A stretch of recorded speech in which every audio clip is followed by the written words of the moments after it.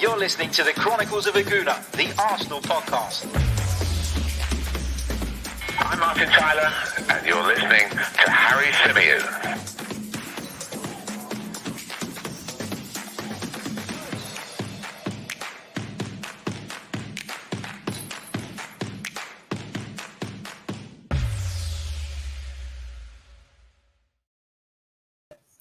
Welcome back to the Chronicles of a Gooner, the Arsenal podcast brought to you by 90 Min. Back again with another live watch-along. Now, we haven't done an Arsenal watch-along in ages, and I'm delighted to say that the brilliant Mike Stavrou is with me right here in the studio. Mike, welcome back, mate. How you doing? I'm good, man. It's been a long time. I think it's been about 2 years since we've done a sort of in-studio thing. It's been way too long, and what a game to do it for. A normal... Carabao Cup game, you probably wouldn't get hyped up for. A lot of the bigger teams aren't in it at this stage, but we are, and it feels like a massive game. I almost had to kind of like check that I wasn't getting it wrong when I saw that we were playing in the Carabao Cup in August. Yeah. It just feels weird. It doesn't feel right. But here we are. No European football for the Arsenal this season. And so we're in round two. That's just the way it is.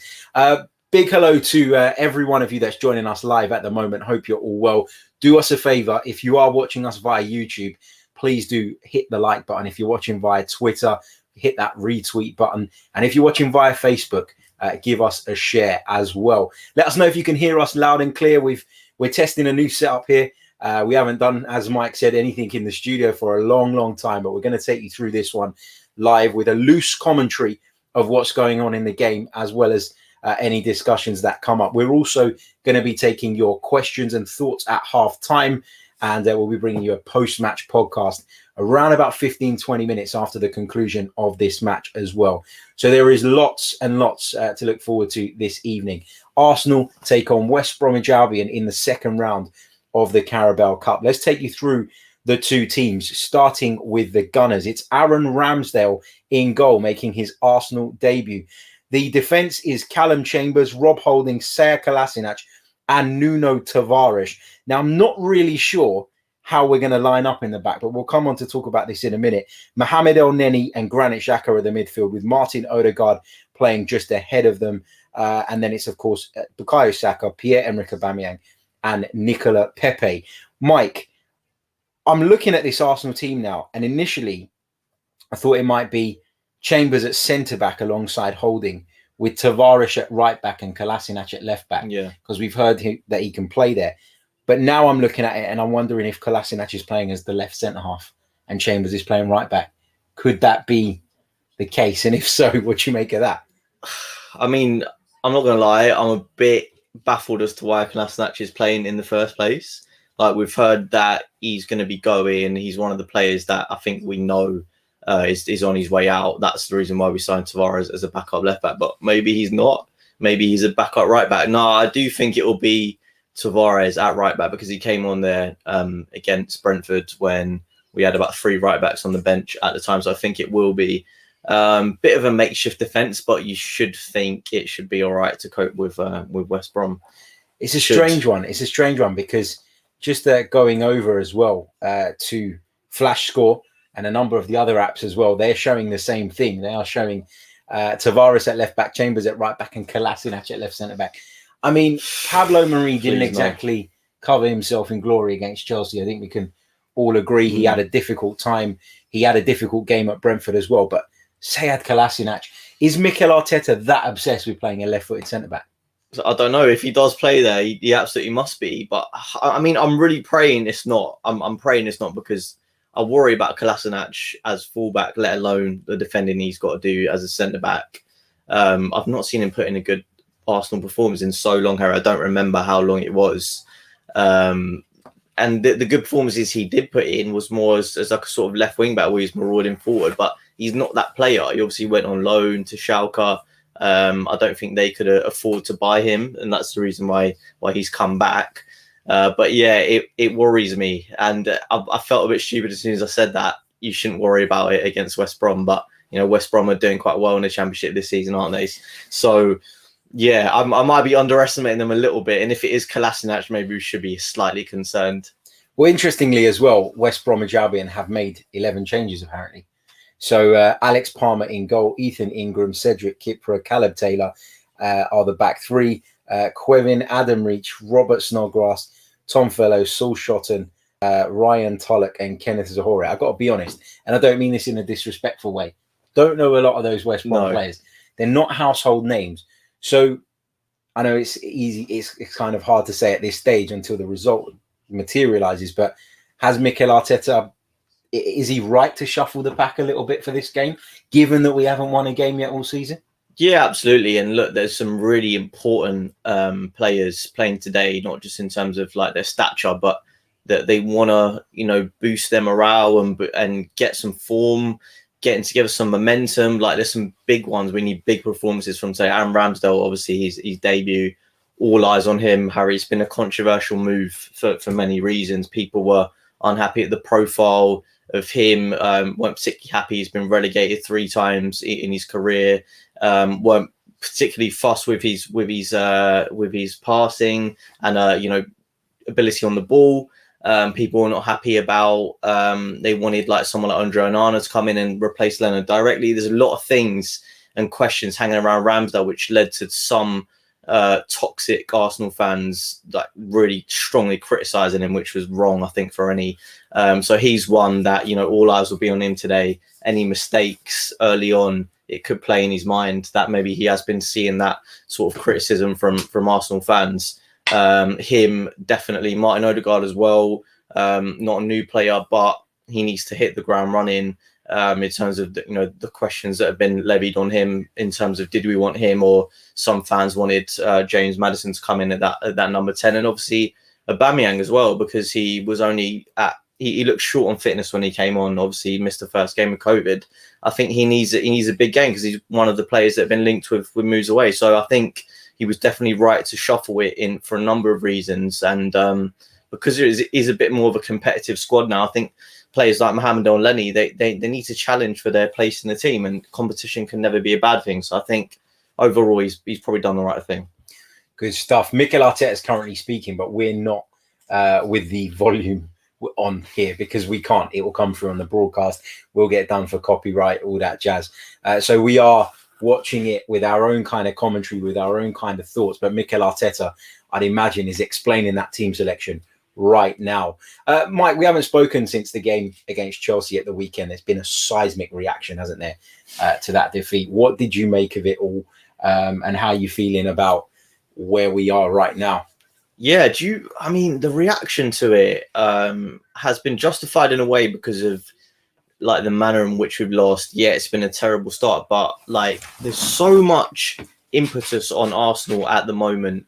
In terms of what we're doing, like there's so much focus on our spending, so much focus on our performances that the managers, I might be taking a bit of a biased view here, but does it feel to you like everyone's a bit obsessed with Arsenal at the moment?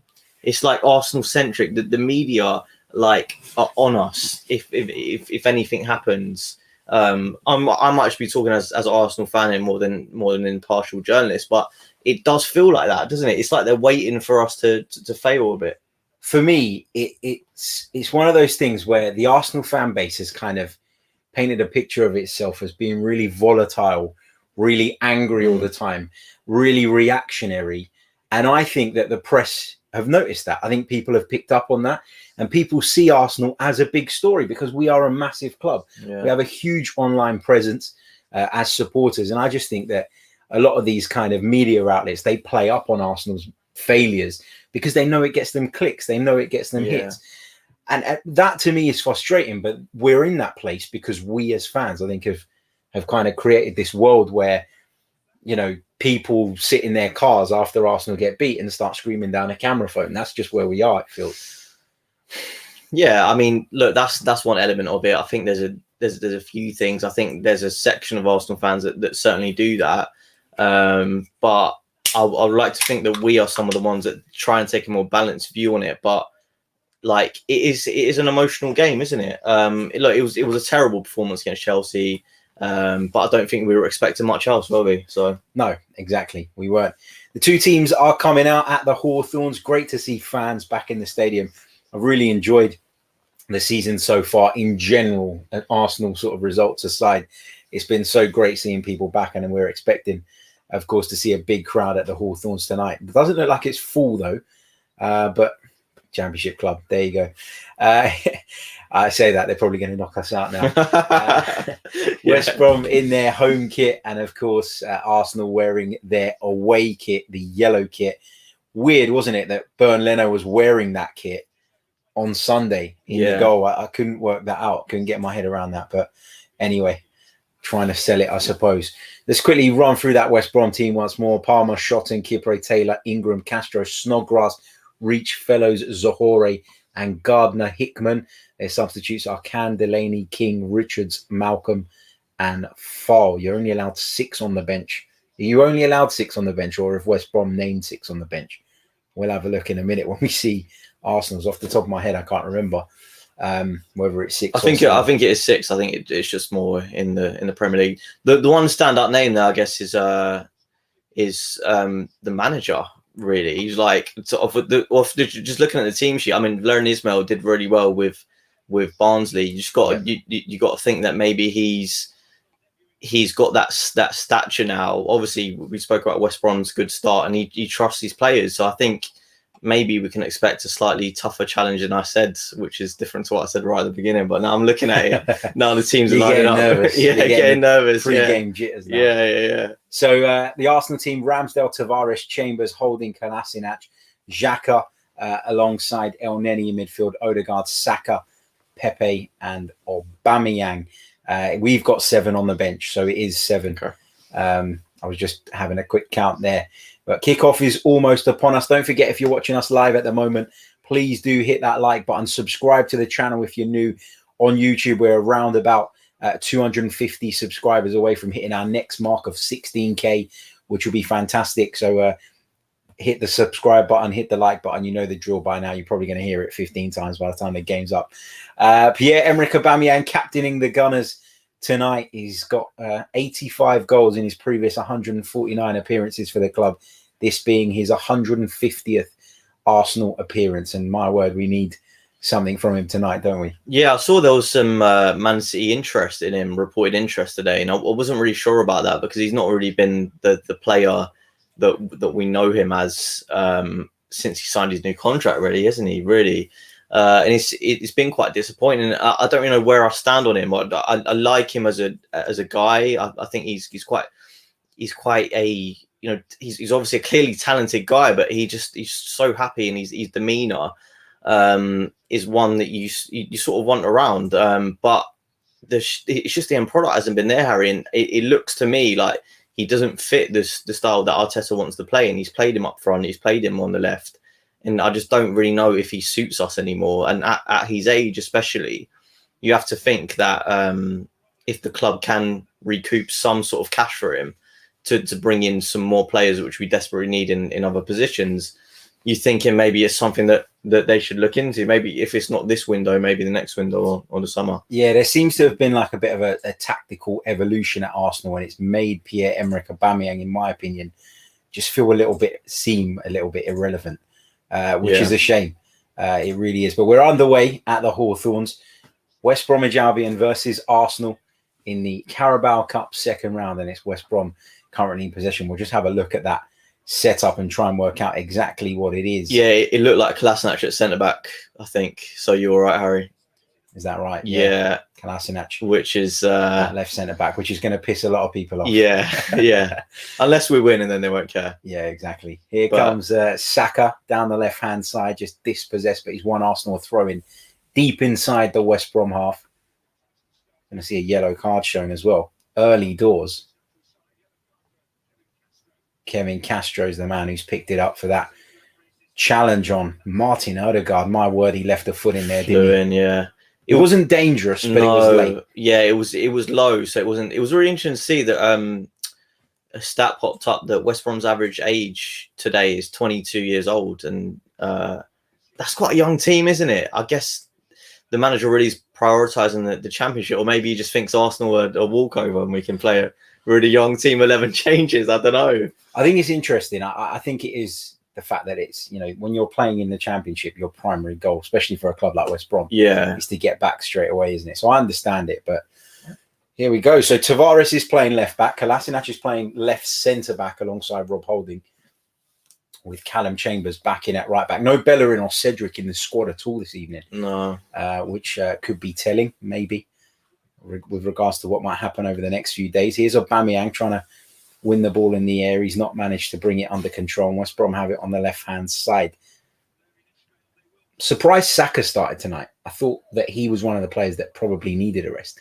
But Mikel seems to see him as so important that he can't be left out, which is he's a talisman in the day, isn't he? And look, he didn't have a pre-season with us. He came straight from the Euros where he was brilliant, and hasn't really been able to practice with the team. So I guess playing him, if he's fit, you got to play him really. And he's the sort of guy that can play 2 games in a week quite easily, as we saw last season and this season, with the exception of obviously like the cups. It's going to be quite a lot of time that we play once a week, which will benefit our players in a way, in terms of, hopefully less injuries, less fatigue. But I mean, you have to play him really. And as we're talking about, this game is so big for so many reasons, for momentum, for Arteta, for the players' confidence. Here come Arsenal on the attack, ball into the box from the right from Callum Chambers, ends up in the West Brom goalkeeper's arms. Callum Chambers just getting forward there for the first time. A few of you commented in the chat about us needing a clock on the watch along. I can keep switching to it here for you guys, but I haven't worked out how to do it via StreamYard. And when I do it via OBS, it's not very good quality.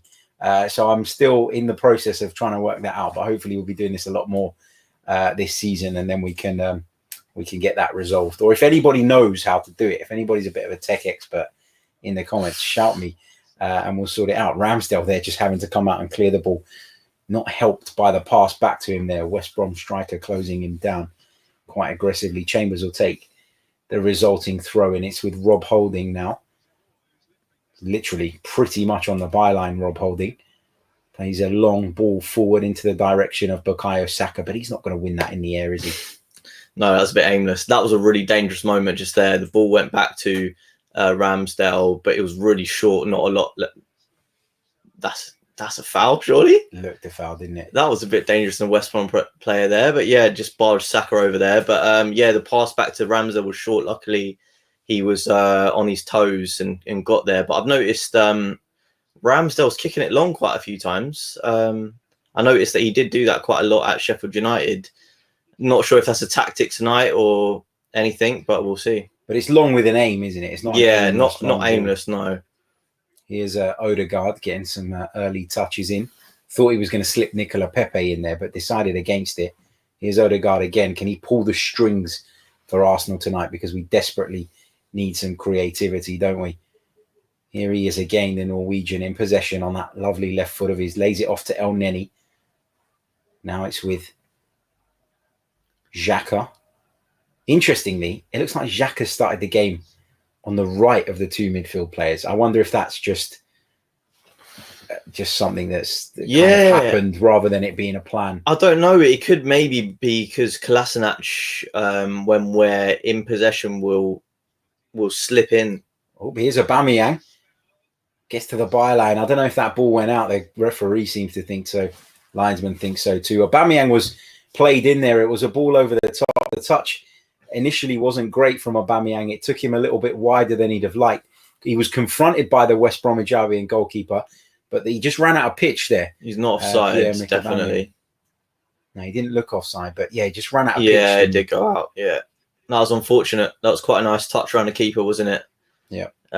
Bit unlucky there. Yeah, it's well out. Yeah, it's just gone out of play. But yeah, just I think maybe the tactic Kolasinac when we're in possession will drop in as the sort of left centre back as we like to play, and that's usually what Xhaka does. So maybe he's moved into the right for that purpose. Yeah, we can see him going there now.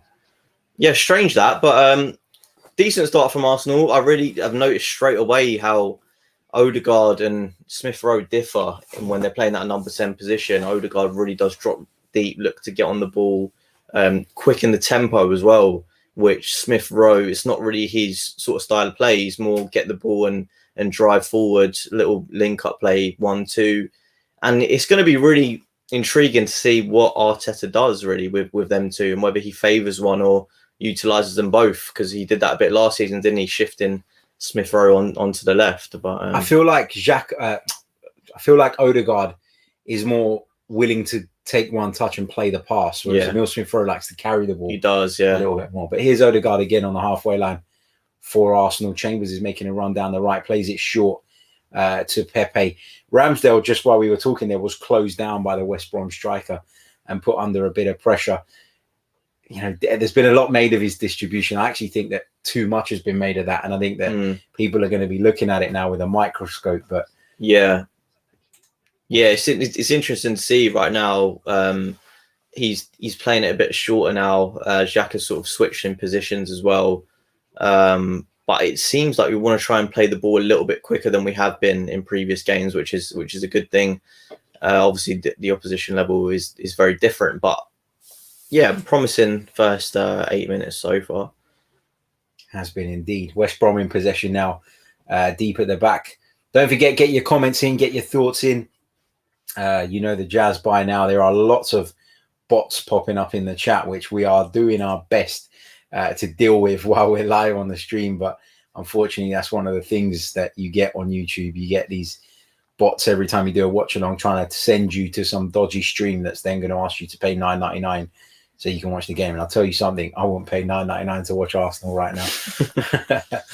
Here are West Brom on the ball. Coming forward, Mohamed El-Neni just getting back there, making a strong challenge and looking to get Arsenal away, but his pass cut out. He was looking for Pierre-Emerick Aubameyang there. Here come West Brom down the left-hand side. I've got to be honest, and because this is not a proper commentary, I haven't done my research on West Brom. I don't know who half of these players are. That's all right. So you're probably going to hear me say West Brom have it quite a bit. We don't care about the Arsenal players anyway, Harry, to be fair. Exactly. That's what we're doing. I noticed Nuno Tavares looked quite very lively there on the left, but a little bit. He's trying a too hard to impress there, like sort of knocking the ball forward, very with a lot of pace, but a little bit erratic almost. He's a bit raw. Yeah, that's the word. He's raw. Yeah, he's raw, but it's promising signs from him. Whenever I've seen him play, even in pre-season, he scored, didn't he? And he's looked good. Came on at right back as well, which we thought he was going to play tonight. But I think we will get a lot of use out of him because Kieran Tierney does pick up injuries quite a lot. So I think he's a name we'll see quite often. But yeah, it's really interesting to see Kolasinac even in the team tonight. But we'll see how he does, I guess. It is, but we talked about it on the podcast. I think it was yesterday.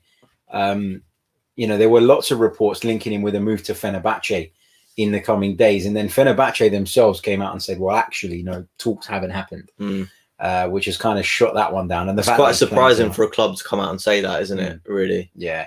They did admit that there was an interest, but they said that nothing had moved, nothing had progressed, which is interesting. Not a great deal happening in the game at the moment. Played around about 10 minutes here at the Hawthorns. Not much action in either penalty area just yet. Sead Kolasinac turning into a centre-back. I know. New Paolo Strange Maldini. times.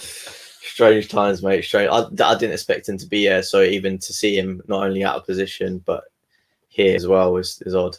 He's been beaten here, and West Brom have an opportunity. Mishit by the striker. Arsenal still can't work it away, though. West Brom inside our penalty area, shot at goal, blocked by Kolasinac with his face. Back comes Bukayo Saka to do some good defending. Clears it only as far as the edge of our own penalty area, though. West Brom still coming. Can they fashion an opportunity? Good shot, good save from Ramsdale down to his right. West Brom have the corner, and it's the first real bit of action that we've seen Aaron Ramsdale have to get involved in. It was a good stop, a smart stop down to his right. It's a left-footed shot. It was definitely going into that bottom corner. Yeah, that's arrowing into the corner. He just Kolasinac doesn't get anywhere near his man there, and Ramsdale springs to his right very well, actually. We know that his shot stopping is good. It's the other areas of his game we're not absolutely sure about, but yeah, worrying signs at the moment. West Brom getting close there to opening the score, and a changed West Brom side, by the way. Yeah, Yeah, that was we got a bit lucky there. We completely switch off from the corners, fired in low, and it's passed backwards, and the West Brom player messes up his shot. Really should be scoring that, really, shouldn't he? Should be finding the far corner. Should be on target, if not scoring. So a couple of times there we switched off, and yeah, that's a little bit concerning for me. We need to sort of get control of the game. Here come Arsenal down the right hand side. Can Nicolas Pepe get hold of this? The defender will beat him to it, and West Brom will look to get the ball away. Arsenal pressing them quite well, hoping to force an error. We've conceded. Well, we've won a throw-on. Looked like we conceded one there. Bit of handbags. Yep, bit of handbags between Callum Chambers and the West Brom man. Referee just coming over to have a word with the pair of them. I think it's a big game for Pepe as well, Harry, to be honest, because he ended last season so well, and people were expecting him to kick on, and the first two games had not really gone well. He's quite anonymous versus Chelsea. This is a sort of game you really want to see him, display how good he can be when he's on song, and against this sort of opposition, you'd expect that. So yeah, we need to see more from him, really, don't we? For sure.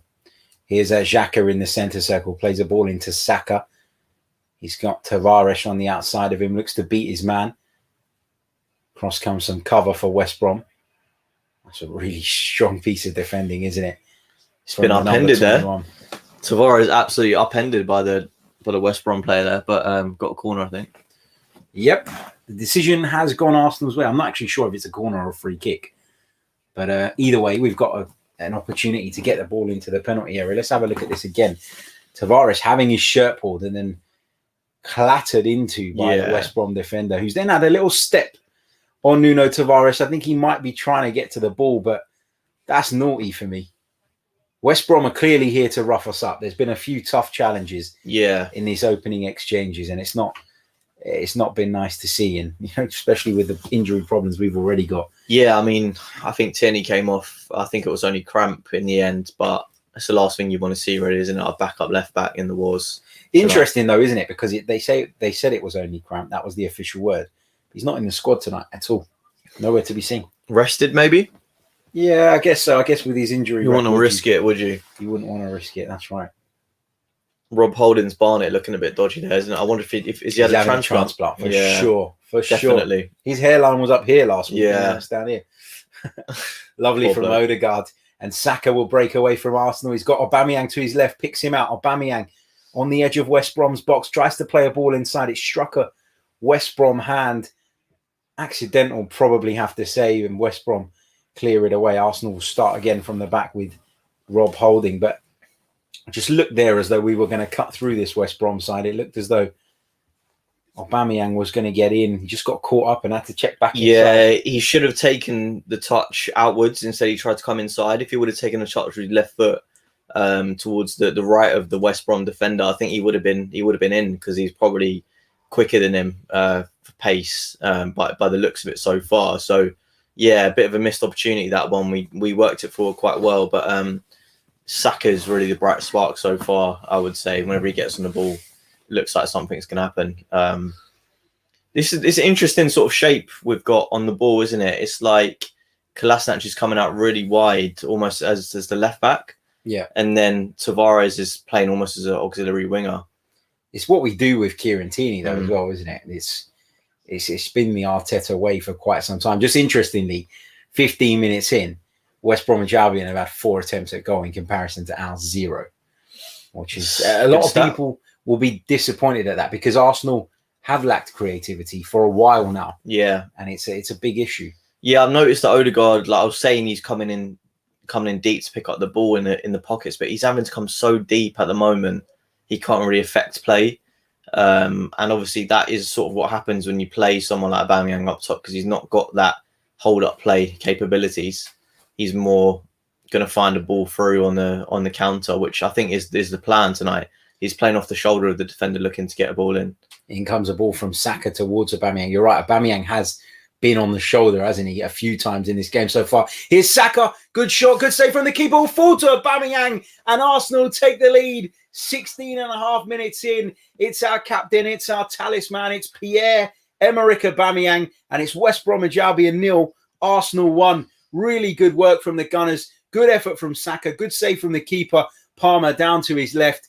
But there was Pierre-Emerick Aubameyang lurking and then in the end poaching and adding to his goal tally. That's really good work from Saka. The ball sort of gets stuck in between his feet, but he keeps battling and battling. He's the one that wins the ball back off the West Brom defender. There's 3 West Brom players there that he just battles past. You know, the teenager, just the tenacity of it is unbelievable. The shot is obviously great, spilled by the keeper, and Aubameyang, being the goal scorer that he is, just taps in. But I feel the tension leaving my body slowly, Harry, because it was a bit of a nervy start. West Brom obviously on top, had 4 attempts, but first attempt, first goal for Arsenal. And that's a celebration from Aubameyang that suggests that, contrary to what people think, he does care. And he does, it did mean something to him that you could see it. You could see just by the look on his face that, that goal comes as a little bit of a relief. And I just said we hadn't had an attempt at goal yet. And there we go. We break the deadlock. It's West Brom 0, Arsenal 1. You're watching the Chronicles of a Gooner live watch along with myself, Harry Symeou, and Mike Stavrou. If you haven't done so already, hit the like button. Arsenal scored. Hit a like for the goal. Not for us, for the goal. Here come West Brom, though, down the left-hand side. Can they reply? Fairly sharpish. Got the ball on the left-hand side. Cross blocked by Callum Chambers. Goes up in the air. It's inside the Arsenal penalty area now. Gunner's got plenty of bodies back. They should defend this. And they do. Xhaka with a toe poke to get it away. Kind of. But it will come back again. West Brom in possession. He's really putting it in, Aubameyang. We don't often, he's not praised for his pressing, but tonight I'm seeing a sort of different thing in his first 18 minutes. I've been saying on the pod over the last few weeks that I feel like the signing of Odegaard will bring more out of Aubameyang. Yeah. Because I do think they actually combined quite well last season. And Aubameyang wants to be playing on the shoulder like he is tonight.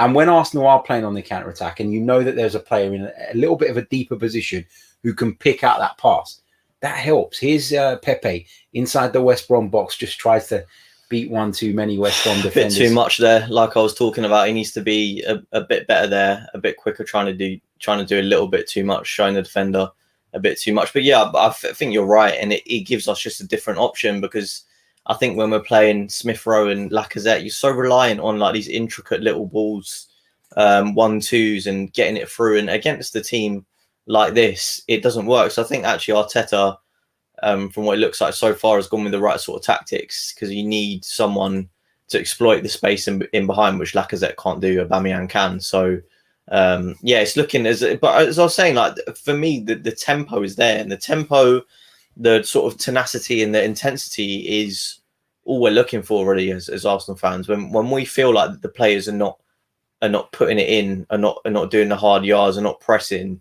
I think that's when we all get a little bit of disappointed. As long as they do their best, the best of their ability, I mean, we can't complain really, can we? So no, exactly. We're seeing it tonight so far. And what's interesting as well, there's a few people in the chat saying, we didn't really deserve the goal, which we didn't, but they're saying that now we can pick West Brom off when they come forward. Actually, I think that's a little bit unfair on West Brom, because I think they have tried to take the game to us. Yeah. As much as they can.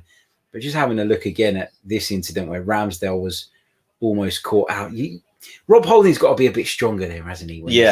He should be able to kind of marshal the attacker in the direction in which he wants him to go. And that's one of the things that Holding maybe lacks as a centre-back at times. I mean, he's a big lump, old Zahori, you got to say, but... Yeah, he does, definitely. It looks like there's a sub here. Yeah, it's going to be a West Brom change, I think. I think they're going to give him a few more minutes to see how he does. Here's Tavares on the left for Arsenal inside West Brom's half. Goes back to Kolasinac on the halfway line. The makeshift centre-back. Big shout-out to those of you watching us live at the moment. Thank you for your kind words in the chat box as well. Really, really appreciate it. Here is Rob Holding. Chip ball out towards the right-hand side. Can Pepe take it under control? He does eventually. Always looking to shift back inside onto that left foot, though. Dinks the ball inside. Chambers wins Arsenal a corner. That was a good ball from Pepe there. Really, really smart there.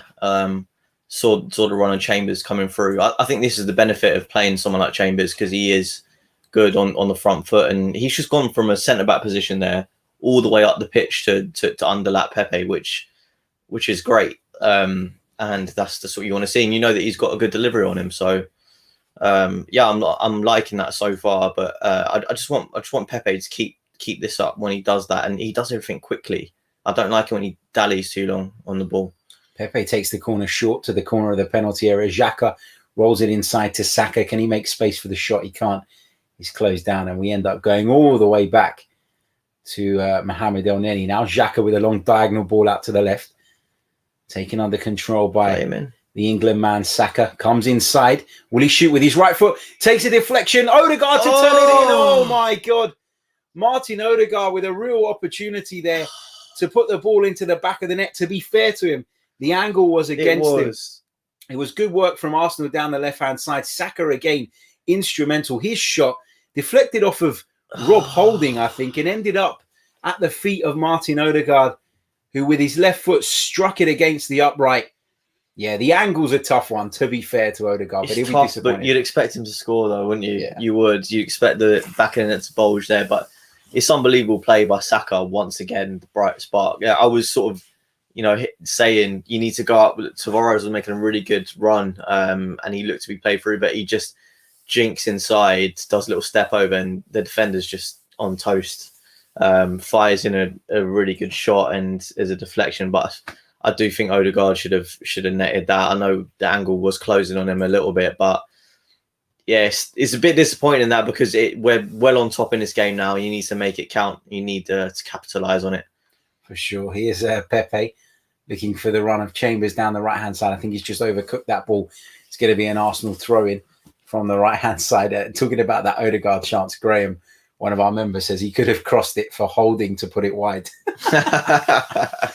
Holding in front of goal. Yeah, Holding had loads of chances against Chelsea. Like, every chance was falling to Holding, and I was like, why does it have to be him? When it's set pieces, he's always on the end of them. He just never scores. No, never scores. Chambers will take this throw in. 24 minutes on the clock. West Bromwich Albion 0, Arsenal 1. For those of you joining us late, ball comes into the penalty area, into the goalkeeper's arms. For those of you that are joining us late, here are the lineups on the screen. If you are still catching up with things, we're still working out all the graphic side of things, but we'll get there eventually. We will get there, I promise. Here's Saka. Just couldn't bring that ball under control. And West Brom will look to get it forward. Kolasinac winning a header. El Neni hooking it forward. It'll come back, though, towards Rob Holding. And then Chambers heads it away. Can Saka finally bring the ball down? A bit of head tennis going on here. Tavares with the ball inside. Just caught late there, Tavares. Not for the first time. Like a foul there, to be honest. It did, didn't it? Yeah, it really did. Good work from Aubameyang there. Odegaard now tracking back. There's Snodgrass. Familiar face for Premier League fans. I always secretly rated Robert Snodgrass as a really good set piece taker. Had a good left foot. Here's Saka again, pulling away from a couple of players, trying to slip Aubameyang in when he probably should have gone left to Tavares there, who was in acres of space. But again, just signs that Arsenal are looking to play off the shoulder, and that's partly because West Brom are pushing up and they're trying to attack us. They obviously need to now, trailing.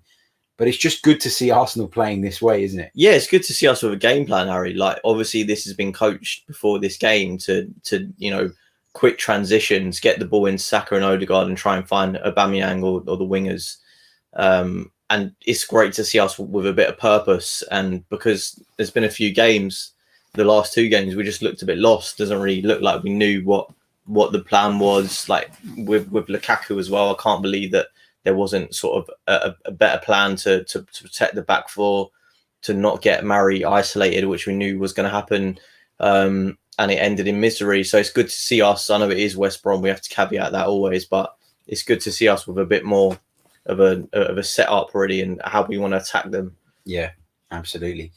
There's Odegaard with the ball in towards Bukayo Saka. Ball played forward. West Brom get given the advantage after Rob Holding committed a foul. Callum Chambers will be the first one to get to the ball, though, so the referee pulls play back. Is that West Brom player really slow, or did Callum Chambers just outpace him?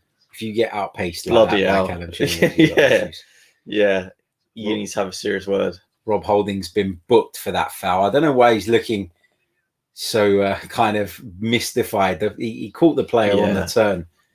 Went straight through the back of him there, Rob Holding. That was a little bit naughty. He's lucky it was sort of in their half, because if that was a bit further out of the pitch, you could be risking something a bit more. Maybe he got booked for his hair, Harry. I don't know. Yeah, that is. Yeah, that's easy. It's not looking good, is it? It's not looking good. Poor guy. It's one of them things where you go through that transition stage, but everyone knows about it. Like, you can't go. Like, if you weren't on TV all the time, you'd just be wearing a hat, wouldn't you? But unfortunately, the footballers can't escape that. So, poor bloke. Here's Saka coming forward. He's got Aubameyang on the outside of him. And again, Arsenal looking to release Aubameyang. Will he play Saka back in? Instead, he goes infield to Tavares, who just lost his footing at the crucial moment. But again, really, really good work from Arsenal on the counter-attack. And again, Aubameyang looking sharp. Him and Saka combining really, really well. Yeah, we're going forward at breakneck speed, which is good to see, because you can't say that about previous games. It's been a bit laboured, but Saka and Aubameyang really linking up well. It's just that final ball at the moment at pace, and obviously Tavares got caught a little bit there, stumbled on the ball a little bit, but it's good signs at the moment. Here's Aaron Ramsdale into Xhaka, who's dropped in that hole in between the centre halves. North Bank Highbury says, Mike, you're making me think of Fever Pitch. I'm assuming he's talking about your jacket. Yeah, it's legendary. It's the Arsenal retro one. It's a good jacket. Yeah. So I've not actually managed to get any of the new kits, which I'm not sure I want to do at the moment until we improve a little bit. So I'm not going to lie, I bought them. Have you? I bought the yellow one. And I've got the red one, and I've got a few of those training tops. I really like. Yeah, I do like the trainer tops. That burgundy one that Arteta was wearing, the hoodie, I really like. But it's about 70 quid, so not sure I want to splash out for a 70 quid hoodie, to be honest. But yeah, it's one of those where it was my birthday, and I got a couple of them as gifts. All right, which is an absolute result. That's the good thing about having a birthday in August. Yeah. Here's Odegaard. Ball out to the left-hand side where he'll find Nuno Tavares. Infield to Saka, but the pass didn't reach its intended destination. It's back with Ramsdale now. Good distribution. 5-yard pass to Serkan after that share. It's exactly what you want to see. Yeah. His distribution has looked all right so far. Not many sort of longer balls now as there was in the opening stages. But the thing is, Mike, I'm not even looking for him to be like Edison, or I'm not looking for him to be like Andrea Pirlo playing in between the posts. Like, it would be nice though, wouldn't it? If they went for a player like that who can, like, even play those chip balls like Edouard Mendy was doing. Like, you don't have to be an elite keeper, really. You just got to have the confidence to do that. I mean, for me, it's just I'm not bothered about the distribution being amazing. Even all I want is a goalkeeper that doesn't put his players into the situations that Bernd Leno does so frequently, where you're almost making their task impossible. And then you're kind of looking, when they lose the ball, you're wondering how it happened. As a goalkeeper, you can see the entire pitch. You're the best placed person to play the right pass. And Bernd Leno quite often plays the wrong pass, which is a problem. It's a bit of a risky tackle there from Xhaka. One of them ones where if you time it wrong, you can end up a penalty. But luckily, he does time it right, and we get away with that one. But yeah, I totally know what you mean. And when you have that assured keeper that doesn't make mistakes, it makes your centre backs relax. And ultimately, that's what you want. You don't want to play with nervous players ahead of you that might be thinking, "Oh, actually, I don't want the ball here, but the keeper's gonna play it to me." And Xhaka does that. To be fair, like, he does show himself every single time, which is exactly what you want. But then it's up to the keeper not to put them in that precarious situation. Have a look up, as you say, they can see the whole pitch. Ping it to one of the wing backs instead, which I just don't think Leno does enough, really. And when he does, he doesn't do it well enough. Yeah, and he might kick the ball out of play, but it's such a good tool to get you on the break quicker, which we just don't do, and I'm not really sure why. So maybe Ramsdale can be that guy to do it for us, but Yeah, if he has a good game here, do you think he'll be pushing a little bit more to? Competition is healthy, as they say. I'll tell you what I'm a little bit worried about in these opening exchanges. And, I know we're winning the game and we've looked fairly comfortable. But I am slightly concerned by Nicolas Pepe here tonight because he just looks like he's feeling sorry for himself a little bit. And that's how he looked for large parts of last season. Yeah. He came good in the second half of the campaign, started contributing goals and assists and, really had an impact. But just looks like that Nicolas Pepe that is going into his shell again he's a little bit. He's a bit anonymous, isn't he, really? He's not, when we were saying about all these great breaks were going on, he's not really involved in any of them. Yeah. It's all coming down the left-hand side. That because Tavares is playing as a winger, maybe he opens up the space a bit on that left-hand side. Is it a bit of a mismatch system almost? I don't know, but whenever he has got on the ball, as I said, he's dilly-dallied a bit, and we need to see him a bit quicker. That's when he's most dangerous, isolating defenders one-on-one, and then we know that he can beat them, cut inside and swing one into the far left. But he's not doing that enough at the moment. Agreed. Here is El Neni into Rob Holding, into Xhaka, just turns inside the centre circle, finds Pepe. It's back to Xhaka. Short pass to Mohamed El Neni. He's got Chambers on the outside of him. Back into Xhaka. Arsenal's midfield metronome. Sometimes gets stuck and moves a little bit slowly, but it's still a metronome. Yeah, that was quite a promising situation there. Xhaka just looked up and had Aubameyang with his infamous diagonal runs across the defender, which we've not seen in a long time, I feel like. So to see that sort of move almost paying off. Here's Aubameyang. The goalkeeper came out and Aubameyang just tried to lift it over him, I think, there. The referee's going to blow the whistle because there's a head injury. West Brom player down. Doesn't look to be in much distress. Aubameyang involved in that clash as well.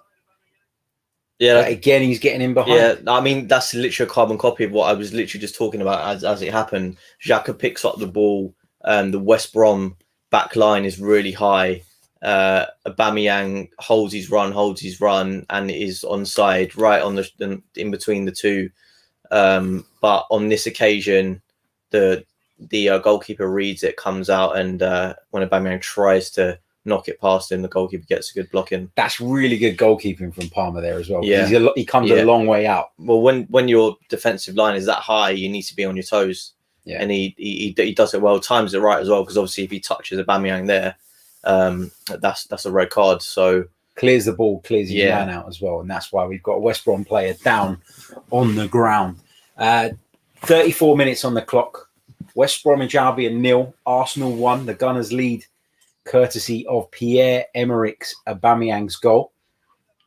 It was a tap-in, probably the easiest goal he'll ever score. We're just seeing a replay of it. Saka did the brilliant work on the left, got his shot off, forced a good save out of Palmer, but unfortunately for the West Brom goalkeeper, it was Pierre-Emerick Aubameyang who reacted first, showing his goal-scoring instincts and got himself on the score sheet on his 150th Arsenal appearance. It's just a bit of a shame with Aubameyang that, as you said earlier, and it's quite a good way to sum it up, it's a bit of a tactical evolution that we've been through, even though it sounds weird because tactically we're quite questionable at the moment. But it's a shame that his sort of link-up play and hold-up play as a more traditional number 9 isn't better, because when you see this side of him, his sort of awareness of where to be, like for that goal, is sensational, and his awareness of when to make the run, the timing of runs is such a skill for a striker. Like you see someone like Timo Werner, who has all the pace in the world but constantly getting caught offside. Marcus Rashford does it quite a lot, but Aubameyang just makes it look easy. Like he knows when to go, he knows when the pass is going to be played.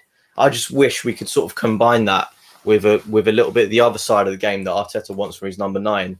But it's not there. To expand on that point a little bit, for those who maybe haven't heard us talk about it on the podcast, the point is that when Mikel Arteta came and Arsenal were playing with this back three, and it was very pragmatic, and it was all about almost luring the opponent in and then being a little bit more direct via the wing backs normally to get the ball forward into the channels for Aubameyang to run.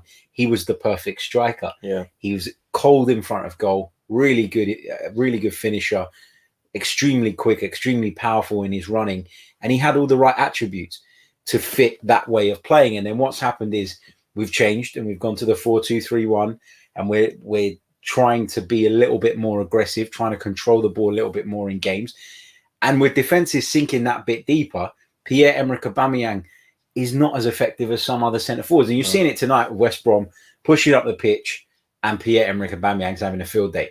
I think he's looked as lively as he's looked in the last 6 months. Yeah. So you got to say that the evolution of the team in terms of, and whether that's evolution in a good way or a bad way remains to be seen. But you got to tailor it game by game, Harry, though, haven't you? And I feel like that's what Arteta's not done enough. You do, but I always think you need to have a plan A before you have a plan B. People say, they used to say about Arsenal that we didn't have a plan B, but we did have a plan A. And then it was on him to then expand that and try and, but with Arteta, he doesn't really know what plan A is yet. So how can he develop plan Bs? And we can't expect him to adapt game by game if he doesn't even have a initial way of playing, I think. That's really poor from Pepe. He just gets caught offside. He's got all the space in the world and he just goes way too early. He's miles off, but the ball was in. He was there. He just needed to hold his run a little bit, and that's a bit frustrating. He's been on the fringes tonight. There's been some decent little performances. Aubameyang and Saka we've spoken about. Odegaard has been pulling the strings in the middle of the park, but it's frustrating. It's frustrating because I think we all did think the end of last season he was just doing things seamlessly on the right hand side, and when he was on the left as well, he looked really good. But he's just sort of reverting to type a little bit, and it's a bit frustrating. Saying Kolasinac commits a foul on the edge of Arsenal's penalty area there. He can't have any complaints. He's been shown a yellow card as well. Yeah, that was bullish from Kolasinac, wasn't it? I mean, if we're looking for a silver lining with Serie Kolasinac, because I like to try and be positive. Yeah. He does add a physicality to the team. I mean, I'm not saying Lukaku wouldn't have ripped him apart, but you'd have backed him a little bit more than Pablo Mari. If we went shoulder to shoulder, I would have. Shoulder to shoulder, but as soon as he gets in behind, he's toast. No, he's awful. But so Lukaku would just knock it past him and go. He's awful, but he does add a bit of steel to the Arsenal team. Yeah, I mean, I think he probably would have got a red card within 15 minutes. Yeah. But yeah, I know. Look, Mari had a bit of an impossible task, didn't he? Really, because he didn't get loads of help. But I don't think anyone would want to play against Lukaku. I mean, he's probably one of the most feared strikers, if not the most feared in the world. So, agreed. It's a little dangerous opportunity for West Brom, though. Yeah, surprised it's only a 2-man walk. Yeah, because you fancy Snodgrass. I think he'll have a go here. Yeah, left-footed into the wall, hits Odegaard. It'll fall, struck towards goal, comes off the head of Mohamed El Neni. West Brom still alive here in the penalty area, but Rob Holding gets there just in the nick of time. Puts the ball out for a West Brom throw-in. Around about 5 minutes to go in this first period. Arsenal will be desperate to get in at the break in front, of course. Yeah, it'd be nice to get a second goal up to make us a bit more comfortable in the second half. Maybe we can make some changes a bit earlier on in the second half if we have a bigger lead. But we're just not. The chance creation has dropped a little bit in the last sort of 5 minutes. West Brom slightly coming back into it. So, yeah, we need to stay on top, stay in control here. Maybe try and control the game a little bit more rather than going a bit too gung-ho. But I think there's definitely chances there to get in behind that West Brom defence if we play it right and get that second goal. Ramsdale with a ball forward. Nice ball. It's a good ball, yeah. Kick out to Odegaard. Now it's Saka coming forward. Just tries to skip past his man. Referee plays advantage. Odegaard looking for the run of Tavares. No advantage. Yeah, I'm surprised he didn't pull it back. Just bringing up the clock and the lineups on the screen for those of you wanting to sync up the minute that we're on and the minute that you guys are on. We're watching it via UK TV, so we should be as bang on the money as possible, really. That's well, and then he's quite limited there. There was a ball onto Pepe in acres of space, and he just didn't play it, and he instead opted to go for Aubameyang, I think it was, and the ball was just not right. and that's where you really lack. I think if that's Lokonga playing in there, I think that ball goes. A lot of people are quite surprised that Elneny's still at the club already, but we don't have anyone in midfield at the moment. We got 4 midfielders, and one of them is currently out injured. So we're sort of limited at the moment, which is why I'm hoping we bring one in before the end of the transfer window shuts. But it's doubtful at the moment, isn't it? Yeah, it is indeed. The Egyptian Pirlo is as best as we've got at the moment. Here is Kolasinac into Rob Holding on the edge of our own penalty area. Ball out to the right-hand side for Chambers into Odegaard. Gets it straight back. Drives infield. Callum Chambers. Now it's with Saka. Out to the left. Here's Tavares. Whips it in. Great left-footed. ball. Might fall for Aubameyang here, but West Brom. It's good defending there. Yeah, acrobatically get it clear. Tavares working back. Xhaka stepping in there. Good, strong challenge from Xhaka. Just got his foot in and then put his body in the way. Here's Odegaard. I've been quite pleased with what I've seen from Odegaard. I know we're not playing top-level opponents, but he's looked comfortable on the ball. Yeah. He's moved the ball well. He's moved the ball early. And that's really what we missed. And as I said, like, it's not what Smith Rowe can really give us. He can't drop deep and influence the play as Odegaard can. And it's what we need. He's sort of doing a bit similar to the sort of job that Ozil did for us. Yeah. Which is what we've missed for a long time, having that. You just need, though, with those types of players, they're great. But you just need them to contribute a little more goal-wise as well and assist-wise. And, you know, that would be my reservation about Odegaard. I think that will come. Yeah. That will come. It's just whether he gets in the positions to score. Yeah. That's the thing, isn't it? Is this a tactical instruction from Arteta for him to drop so deep? Because we are severely lacking in creation from any of the other 2 midfielders or from out wide as well, apart from Saka, obviously. Yeah. So maybe it is, maybe it isn't. But I think he can definitely work on that. He's got a decent little strike on him, isn't he? He scored, obviously, in the North London derby. It wasn't the best goal. My favourite goal of his was the goal against Olympiacos in the Europa League. Yeah, that was great, wasn't it? Rifled it into the back. Yeah, that was brilliant. Needs to do more of that. For sure. Got around about a minute and a half left of normal time in this first half. Start getting your questions in the chat box for half time. Pop a little cue at the beginning. We're just a few likes away from the 100 mark as well. So help us make that. There we go.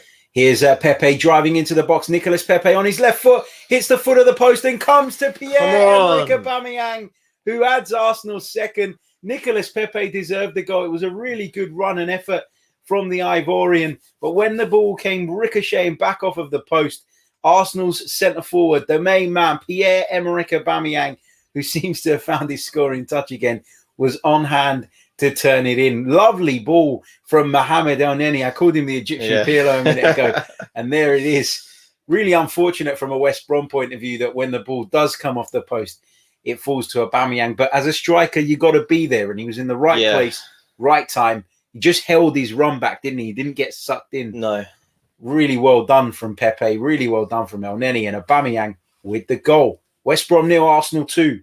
Come on. It all starts with a little flick from Odegaard, though, to speed it up. I know it does take a deflection off the West Brom player, but it's that incisive play, like the presence of mind to do the little back heel to Elneny to open the space up. Obviously, Elneny, I'll just criticise him for his passing there, but he does play a decent little ball through to Pepe, and that ball has been on the entire time because this West Brom defence has so many holes in it, and those holes need to be exploited, and just now they were. Pepe was unlucky. He sort of tried to beat the keeper, be a bit cheeky at his near post, but Aubameyang, we were saying earlier, he's just got that nous, isn't he? Right place, right time, and knows exactly where to be, repositions himself. So brilliant. Here come Arsenal again. Aubameyang's been played in again. He's in behind here, 1-on-1 with the keeper. Aubameyang dinks it over him. Can he finish it on the turn? Instead, it's Nicolas Pepe at the far post who turns it in. This time, him feeding on Aubameyang's scraps. Arsenal have a third right on the stroke of half-time. Nicolas Pepe, the scorer. Really good, incisive football from Arsenal again. Not so much as a smile, though, from Mikel Arteta, but inside he'll be relieved. He's absolutely playing it cool, mate. He's absolutely playing it cool. Yeah, it's another lightning quick counter. I mean, West Brom, you know, as much as we're praising ourselves, like the defending is horrendous. Like, I I say back line. They got 2 players, but by the time we get there back, and you just got the space of the world for Aubameyang's run. It's really good play by Saka. Again, skips the ball around, but yeah, Aubameyang was a bit unlucky. It hits the goalkeeper's head, but the acrobatic cross to feed Pepe is brilliant. Like the reactions there, fantastic. He just swivels, stops. And the reaction to keep it alive. Brilliant, absolutely brilliant from him. And that's what you want to see. And Pepe obviously puts it into an empty net. Hopefully this will be a bit of a kickstarter for him to start his season properly. A bit of confidence, and I'm sure it will be for him. But again, 45 minutes so far. Again, though, the timing of Aubameyang's run was perfect. Yeah, perfect again. Yeah, this is what we were saying. He has that in him. He has that, and I'm glad he went with Aubameyang in this game because he needed a bit of confidence as well himself. And this is a perfect game. Obviously, Arteta's looked into it. The team have looked into it. West Brom like to play this high line, and we've absolutely exploited them. So absolutely good confidence booster so far. And yeah, we'll have to. I mean, I literally said, we need to go for this second goal, and we've got 3. So can't complain whatsoever. Indeed, Gooner JB giving me some stick in the chat because I said earlier that I wouldn't play on any. Yeah, come on, let's be honest. He doesn't play passes like that every week, does he? Rarely crosses the halfway line. Look, it was a good pass, but it wasn't like it wasn't Andrea Pirlo. Exactly. I was joking when I called him the Egyptian Pirlo, right? Just in case that didn't come across. Yeah, everybody kind of celebrating the goal in the chat, which is great. Craig Tanner says, "Where's that guy who's going to win 2K on his ACCA?" Yes, there was a guy that came on live when I done the preview podcast earlier today. Yeah. Who had a 30 quid bet. It was an accumulator. Everything had gone his way and he was relying on Arsenal tonight. So he could either cash in now and take 730 quid or bet on Arsenal to win and he'd get $2,000. No way. And he asked what he should do.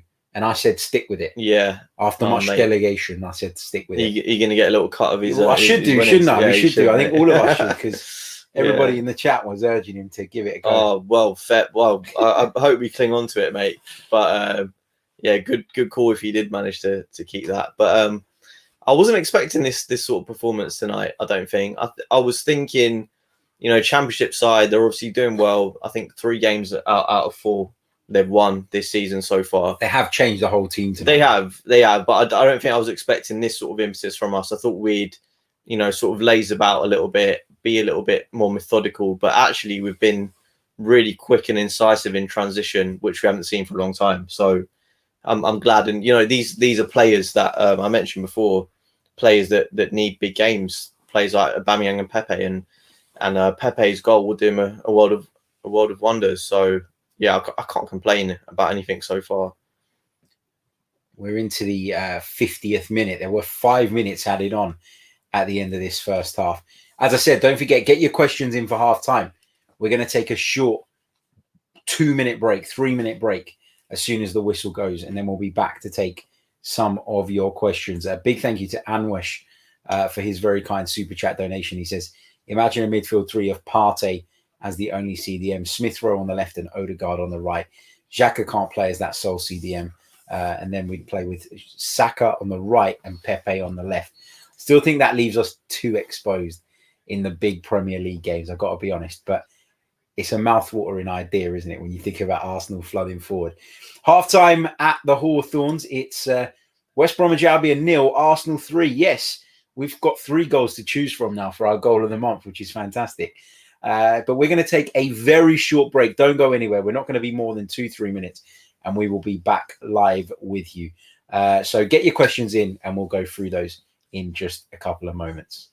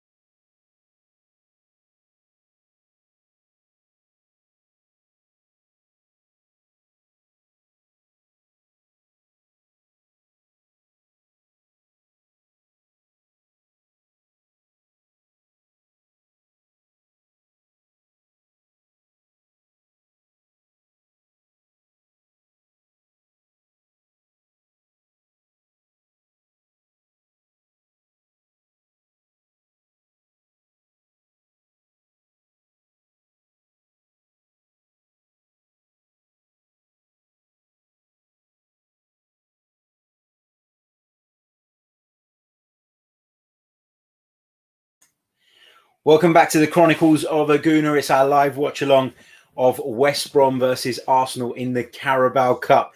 Half time, the Gunners lead by 3-0. I didn't see that coming, I've got to be honest. No, not at all. I mean, look, it's been pretty Sunday league defending from West Brom so far, but we've capitalised on it. We've done everything we can. I think we've been the better side by far, more threatening side. We controlled the game when we needed to, and then just hit them on the counter. And first three goals of the season. Yeah, at last. And a couple of them for our captain and talisman, Pierre-Emerick Aubameyang, who's received a lot of criticism of late, from myself included. So it's good to see him back among the goals. Also, Nicola Pepe getting on the score sheet. And we said he looked a little bit kind of in his shell, didn't he? Yeah. In the early stages. But great to see him getting in on the act as well after he missed the opportunity. Well, he hit the post in the build-up to Aubameyang's goal. Let's take this question from A. Parker P. Get your questions in the live chat. We'll talk through them during half-time. We'll get through as many as we possibly can. But just a quick reminder as well, while we're at it, make sure you hit that like button if you haven't done so already. Make sure you subscribe to the channel if you're new. As I said at the start of the program, we are 250 subs away from hitting 16K here on YouTube. So we'd like to get there as soon as possible. The question is, do you think a win tonight will carry on to the weekend? Confidence, happy with the score now, but this is a B-side of a championship team. I think when you discuss this performance, you always have to have that caveat that it is West Brom's B-side, right? We get that. But when it seemed like the confidence within the group was on the floor, when we were looking at our senior players to step up, there's nobody more important in terms of our senior players than our captain and our top striker, Pierre-Emerick Aubameyang. So for me, regardless of who we're playing against, just to see him get on the score sheet, I think is really significant. Would you agree? Takes some of the pressure off him, because look, he's been much maligned really since that contract, and since he's failed to live up to the high standards that he set himself, and he's been honest about that. It's great for him, absolutely great for him. I don't know if this really changes Arteta's thinking for the game against Man City, because I do think he will still, if Lacazette is fit, I don't know if he is, but if he's fit, I think he will go with Lacazette. Because do you think so? Yeah, I do, because I think against Man City, we'll need someone who can hold up the ball. I don't know. It'll be interesting to see what sort of who he goes with. I would think Lacazette if he's fit, but he might. I mean, off this performance, you would have to say give it to Aubameyang. But it's just what sort of game plan he goes with for that game. It's going to obviously a complete different proposition. See, I feel like it might be the opposite. I feel like Aubameyang on the break might give us more. And I feel like with him kind of being in hot form, that might sway Mikel's thinking. Let's take this one from Harris, who says, do you think we will switch our formation, looking at ahead to the future a little bit here? Do you think we'll switch our formation after the international break? I would love him to move to a 4-3-3 with Lokonga the 6, Partey and Odegaard. A couple of you have mentioned that. So we have discussed that already. So we'll move on a little bit. Let's take this one from Anwesh. She says, what do you think about the rumoured Qatari royal family takeover? Have you heard about this today? Yeah, I saw. There's a fly stuck in our light. There's a fly buzzing about Arsenal's performance tonight, as we are. Yeah, I have heard about that. Look, there's a lot of politics and stuff that goes into this, which I don't really want us to get into tonight. But look, Arsenal fans are obviously disgruntled with the Kroenke ownership, and they want change. I just think that you have to almost be careful what you wish for in a way. And do you want owners that really care, or do you want owners that are gonna pump a load of money? And it really depends where you stand on the spectrum. I mean, for me, I would prefer if Daniel Ek and the sort of Arsenal legends, Bergkamp, Vieira, and Henry, if they were in charge, because I feel like they would bring Arsenal back to the fans. Yeah, and we want that. All we want as Arsenal fans, obviously, we want investment in the team. That goes without saying, but we want good decisions at the highest level.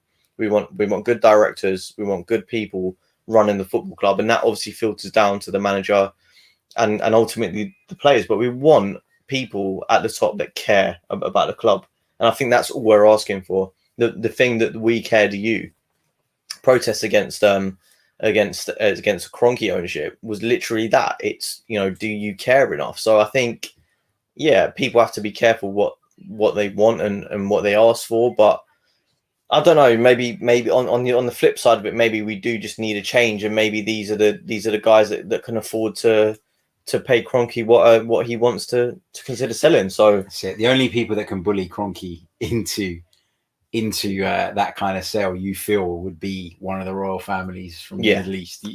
Other than that, there's very few people that are capable of that. Let's take this one, super chat from Sammers. Thank you so much, mate, for your kind donation. He says, Bukayo's been man of the match so far. Everything positive has come from him. Very difficult to argue with that. It's spot on, in my opinion. Yeah. Let's take a couple more questions, because the second half is just around the corner. And apologies if we miss some of them. We will. I am just picking them at random, and the chat box is updating, so please don't take it personally.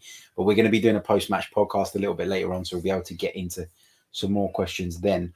Let's take this one from Dalisu, who says, "Hi Harry, what have you made of Ramsdale's first half performance?" He hasn't obviously had to do a great deal. Made a good save down to his right. He played a nice ball into Odegaard, didn't he? In which looked good. I'm a bit worried about, or wary of, becoming obsessed with his distribution, because that's kind of been the thing. Watch every pass now. Well, it's one of those things where when we signed him, a lot of people were like, Aaron Ramsdale, £25 million, what are we doing? Yeah. And then the kind of those that were defending the deal were pointing to the distribution. Yeah. And now I feel like it's one of those things that people are going to obsess over. But yeah, overall, as a goalkeeper tonight, I think he's looked okay. Yeah, he's looked fine. He's looked absolutely fine. Made a really good stop at a crucial part of the game. You know, as we said, we knew his shot stopping was good. He had to face a lot of shots at Sheffield United. So he's got lots of practice in that regard at this level. So he's been good. I did like that ball, and I know he's talking about his distribution, but it is just so key. And what I was saying during the game, I don't know if the guys listening now have heard, but essentially what I was saying is I do want us to experiment a little bit more with our distribution, because I think it's so important. And when I watch the likes of Man City and I watch Liverpool, like the variation in the kicking from goalkeepers can make such a big difference. I mean, look, Edison's even got assists for Man City. I think it was Aguero against Spurs, I think. Correct me if I'm wrong, but he booted a ball like all the way from back there and set up Aguero to score. And look, I'm not saying that we want Ramsdale to do that, but just a little bit more switching up.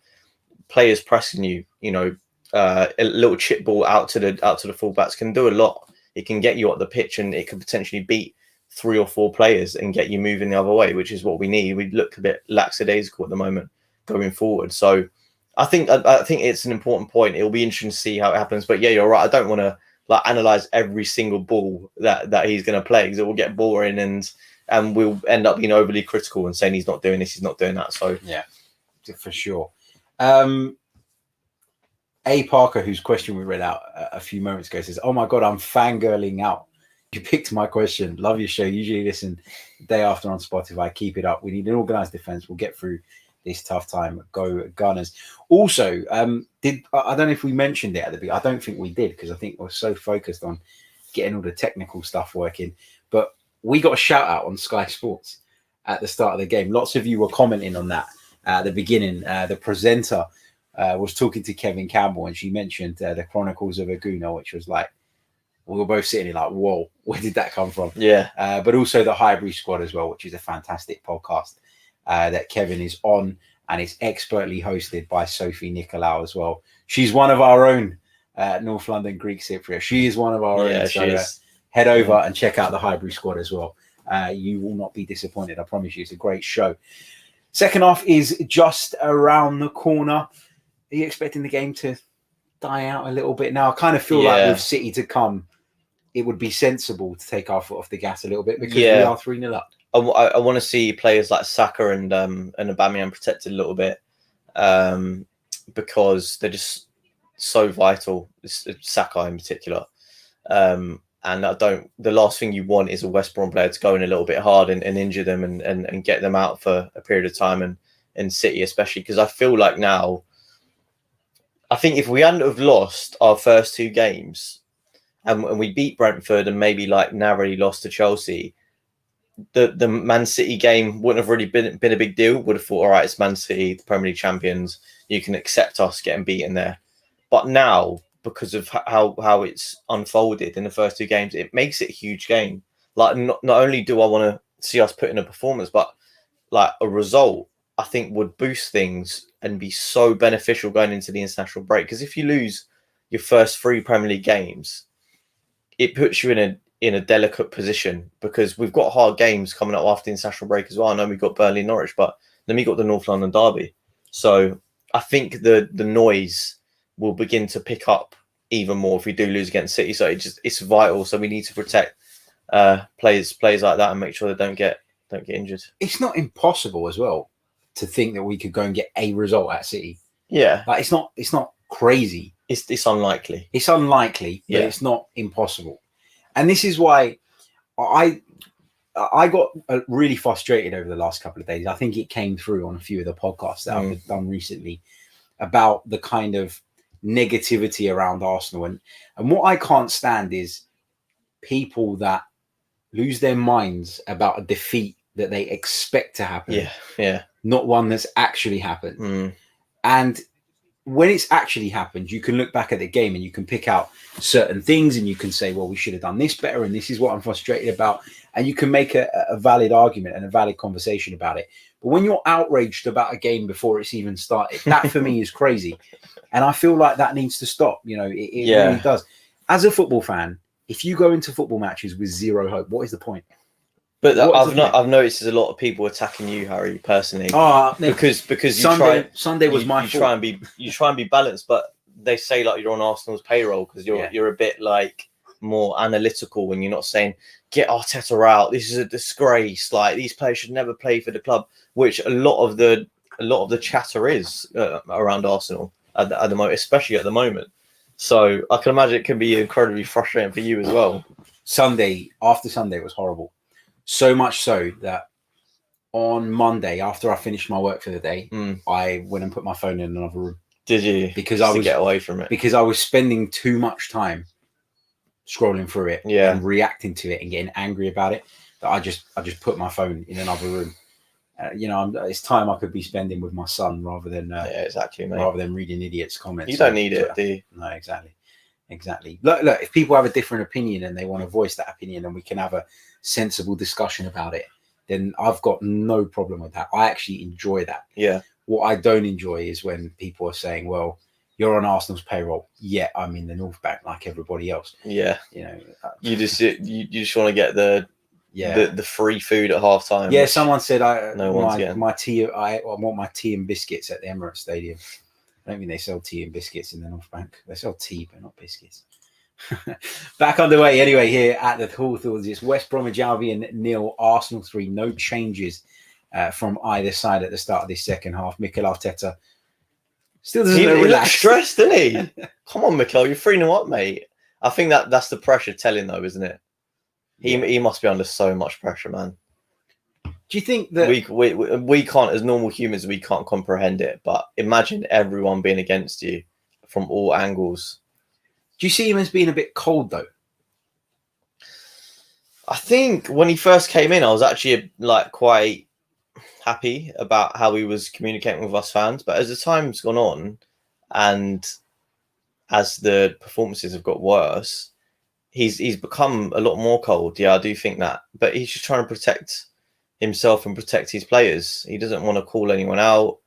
He's very, very sincere about that. He really doesn't want to blame any of his players, which is fine. That's what he's chosen to do. But I would just like a bit more honesty, to be honest. And you made an important point the other day on Twitter about the announcement of Xhaka's contract. I mean, to me, it sounded like they avoided it because he's a very controversial figure. And that's just what does that say to him? Yeah, exactly. Oh, Tavares with a chip into the penalty area. Thought that was looping in. Pepe's got it on the right. He's just inside the box now. Goes back to Chambers.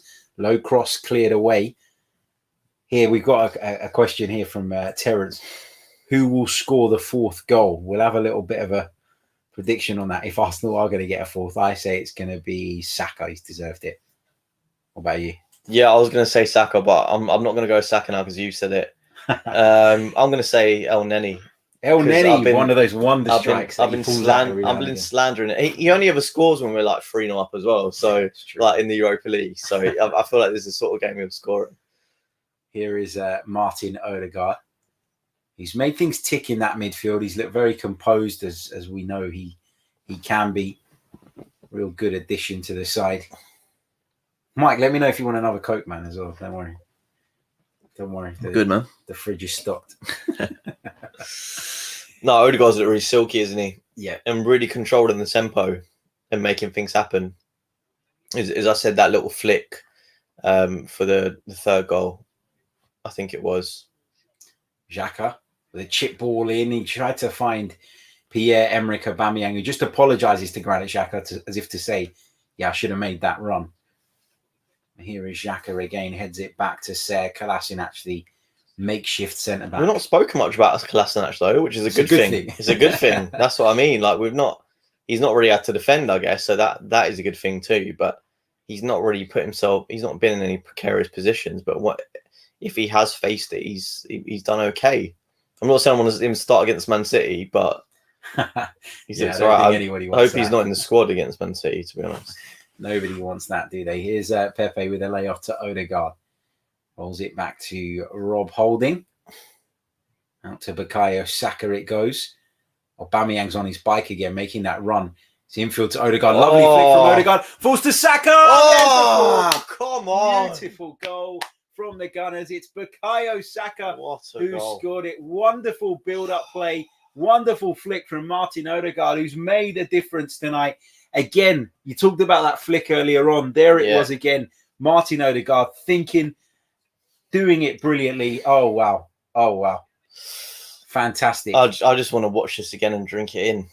Saka plays the ball, for those of you that aren't watching, into Odegaard. Lovely flick. Aubameyang leaves it because he knows he's offside. Saka runs onto it and finishes it expertly. Brilliant goal. And as is pointed out in the chat by Steve Stone, made by Odegaard. But interesting to note as well, Saka finished that excellently with his weaker right foot, which he usually doesn't use. Exactly.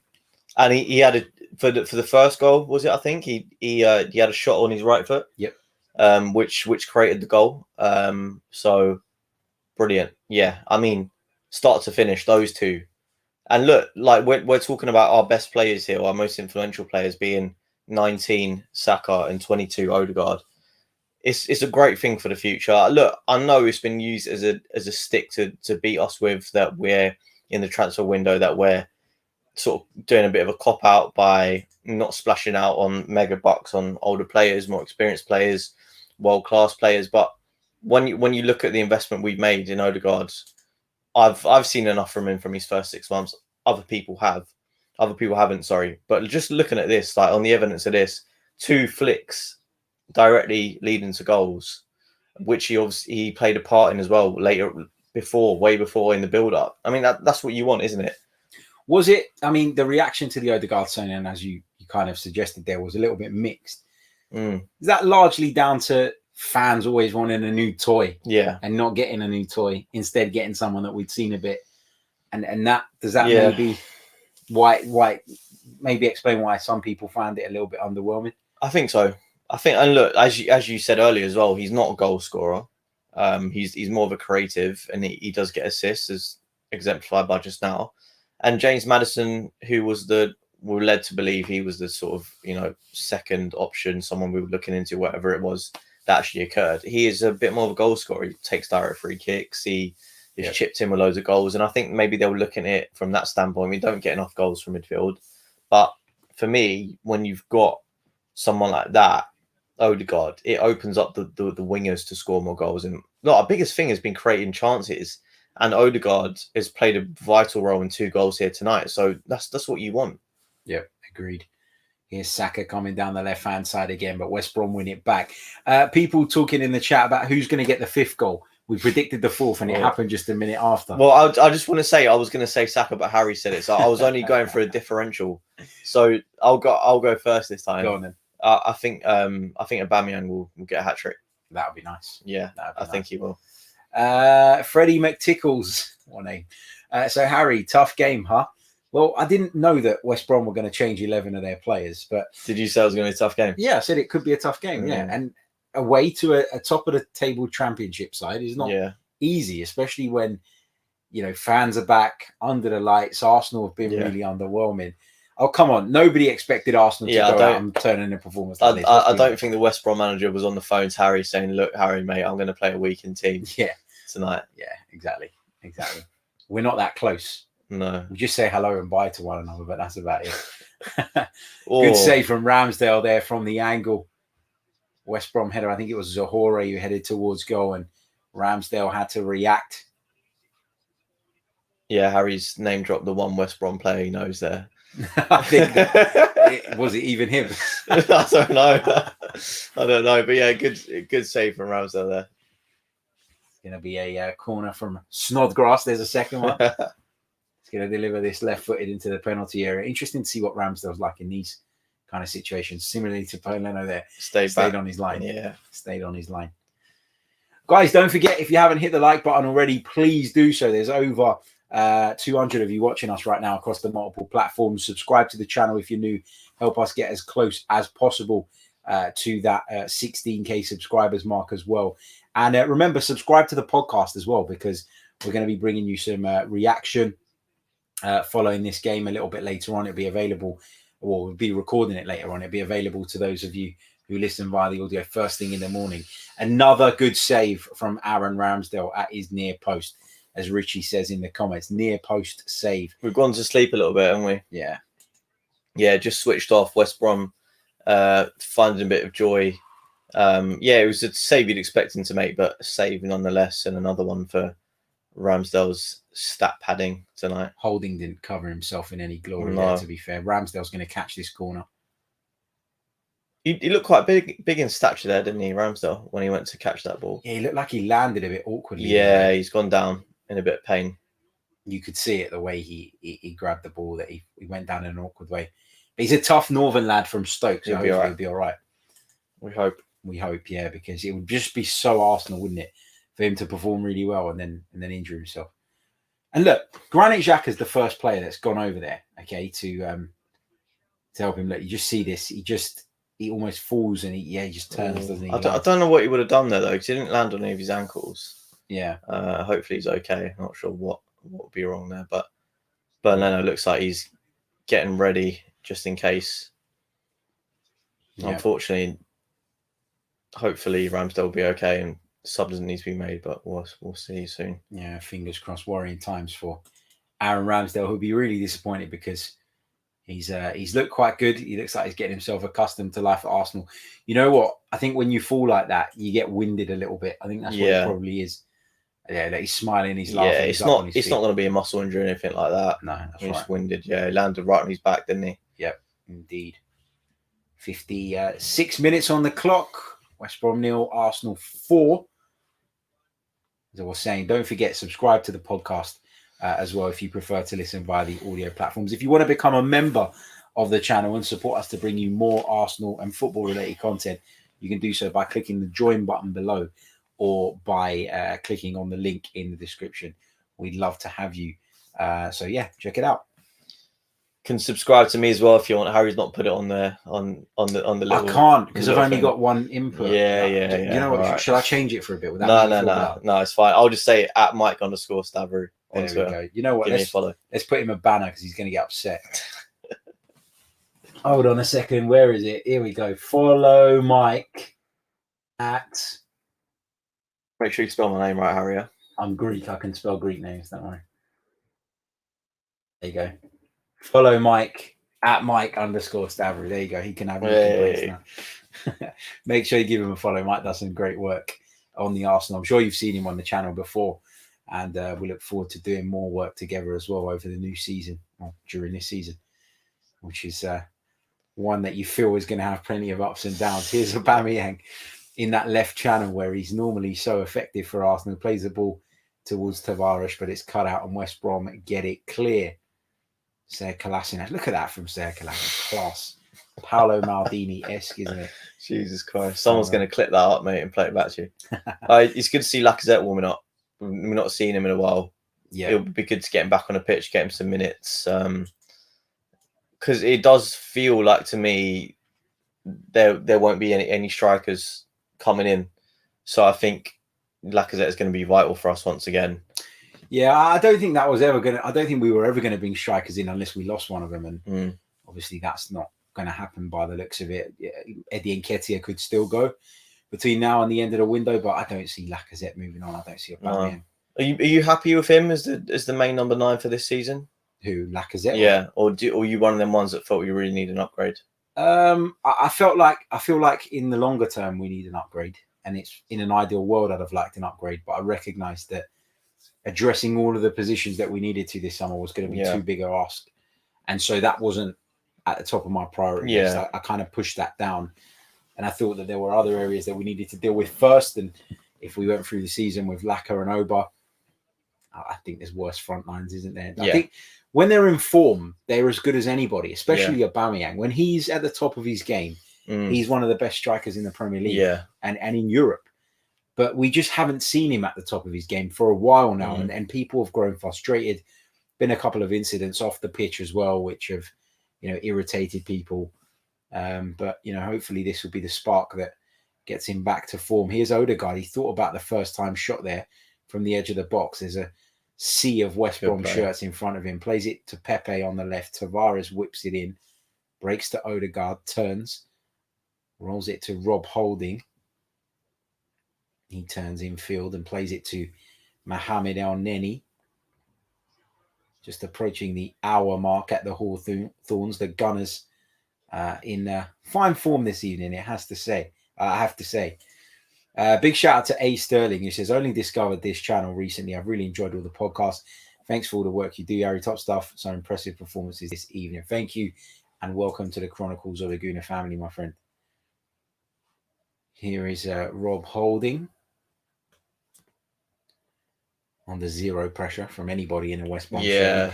You feel as though they've kind of just accepted the defeat. We're just playing at half pace. The wind's been knocked out of them a little bit, and I feel like those spaces will continue to open up. Just a minute ago, Odegaard had the ball on the half turn and played a really, really nice through ball to Saka, but couldn't quite get his cross to find anyone in the box. Yeah. Arsenal going to make a change. Martin Odegaard is making way. It's been a good performance from the Norwegian on his Arsenal return. Of course, won't have played any first-team football yet this season, which will explain why he's being withdrawn at this point. I'm sure he'll play a part at Manchester City come Saturday. Also, it's an opportunity, I guess, for Ainsley Maitland-Niles, who's replacing him, to show himself in midfield. Yeah, I'm not sure where. Well, Maitland-Niles is just indicating now to the players on the pitch where they need to move, but it looks like he might slot into maybe a midfield 3. I'm not quite sure. We'll see in a minute. Let's have a look where he's going to go. Or does he go to right back, and do Arsenal change the shape a little bit? I don't know. I'm interested to see how this is going to work out. Looks like he's playing out on the left, actually. Saka's gone more central, which we did see last season. Yep, Saka's gone central. Maitland-Niles is... Pepe's on the right. Yeah. And Maitland-Niles looks as though he's on the left. Yeah. Interesting. Not seen him play there before, to be honest. We've seen him play as a right winger. Yeah. That was a long time ago. Yeah. A long time ago. I mean, look, he's such a versatile player. He probably could play there. Not obviously his best position, but he's one that's got something to prove. I think he really does. And I think that if he really, forced himself to do so, which he doesn't seem like he wants to do, he could be one of our top choice right backs. I really do. I think he's got all the talent to play there. It's just whether he wants to play further forward, which he clearly does, and that's hindering him. But the fact that he's not gone yet maybe means that Mikel Arteta thinks he's got a future here. So just needs to make that decision, though, doesn't he? Yeah, he does. He really does. Here he is, plays the ball out to the left to Aubameyang. He's just inside the West Brom box, cuts in on his right foot and scores an absolute beauty. Mike predicted this spot on. I got Saka last time. You've got Aubameyang this time around. And Arsenal are 5-0 up at the Hawthorns. What a piece of play from the Gunners. Brilliant counter-attack again. And a wonderful finish from Aubameyang, who cut inside onto his right foot, as he does so often from that position. And you just knew, didn't you, given his game tonight, that was headed right for the top corner. It's West Bromwich Albion 0, Arsenal 5. I think it's probably safe to say that we're through to the next round. I think I think the viewers won his money if he didn't cash out, which is great news. But I mean, have West Brom not been watching Arsenal DVDs or something? Because like Aubameyang scored that goal about 50 times for Arsenal, and he cuts in. There's no pressure on him. He's allowed to just drift in. The defender's nowhere near him, and he's bent it. He does that. He's done that so many times. So many times. Postage stamp. Can't get any more. It's sort of like in that bit between the side net and like directly in the corner. But yeah, Aubameyang hat-trick tonight. I mean, that's what he needed, isn't it? And that's what we needed. This is what we need, a dominating performance. Look, it is against West Brom. It's against their B team. 11 changes tonight. But I think it's more important for the morale of the team, but the morale of the fans. Yeah. Because, look, it is in the EFL Cup game, but it's important to build momentum. And hopefully this will help us a little bit going into City, which is going to be bloody tough. Pierre-Emerick Aubameyang's third hat-trick for Arsenal. He likes a hat-trick. Yeah, he's marked his 150th appearance this evening with a hat-trick, with a triple. West Brom looking to make a change here.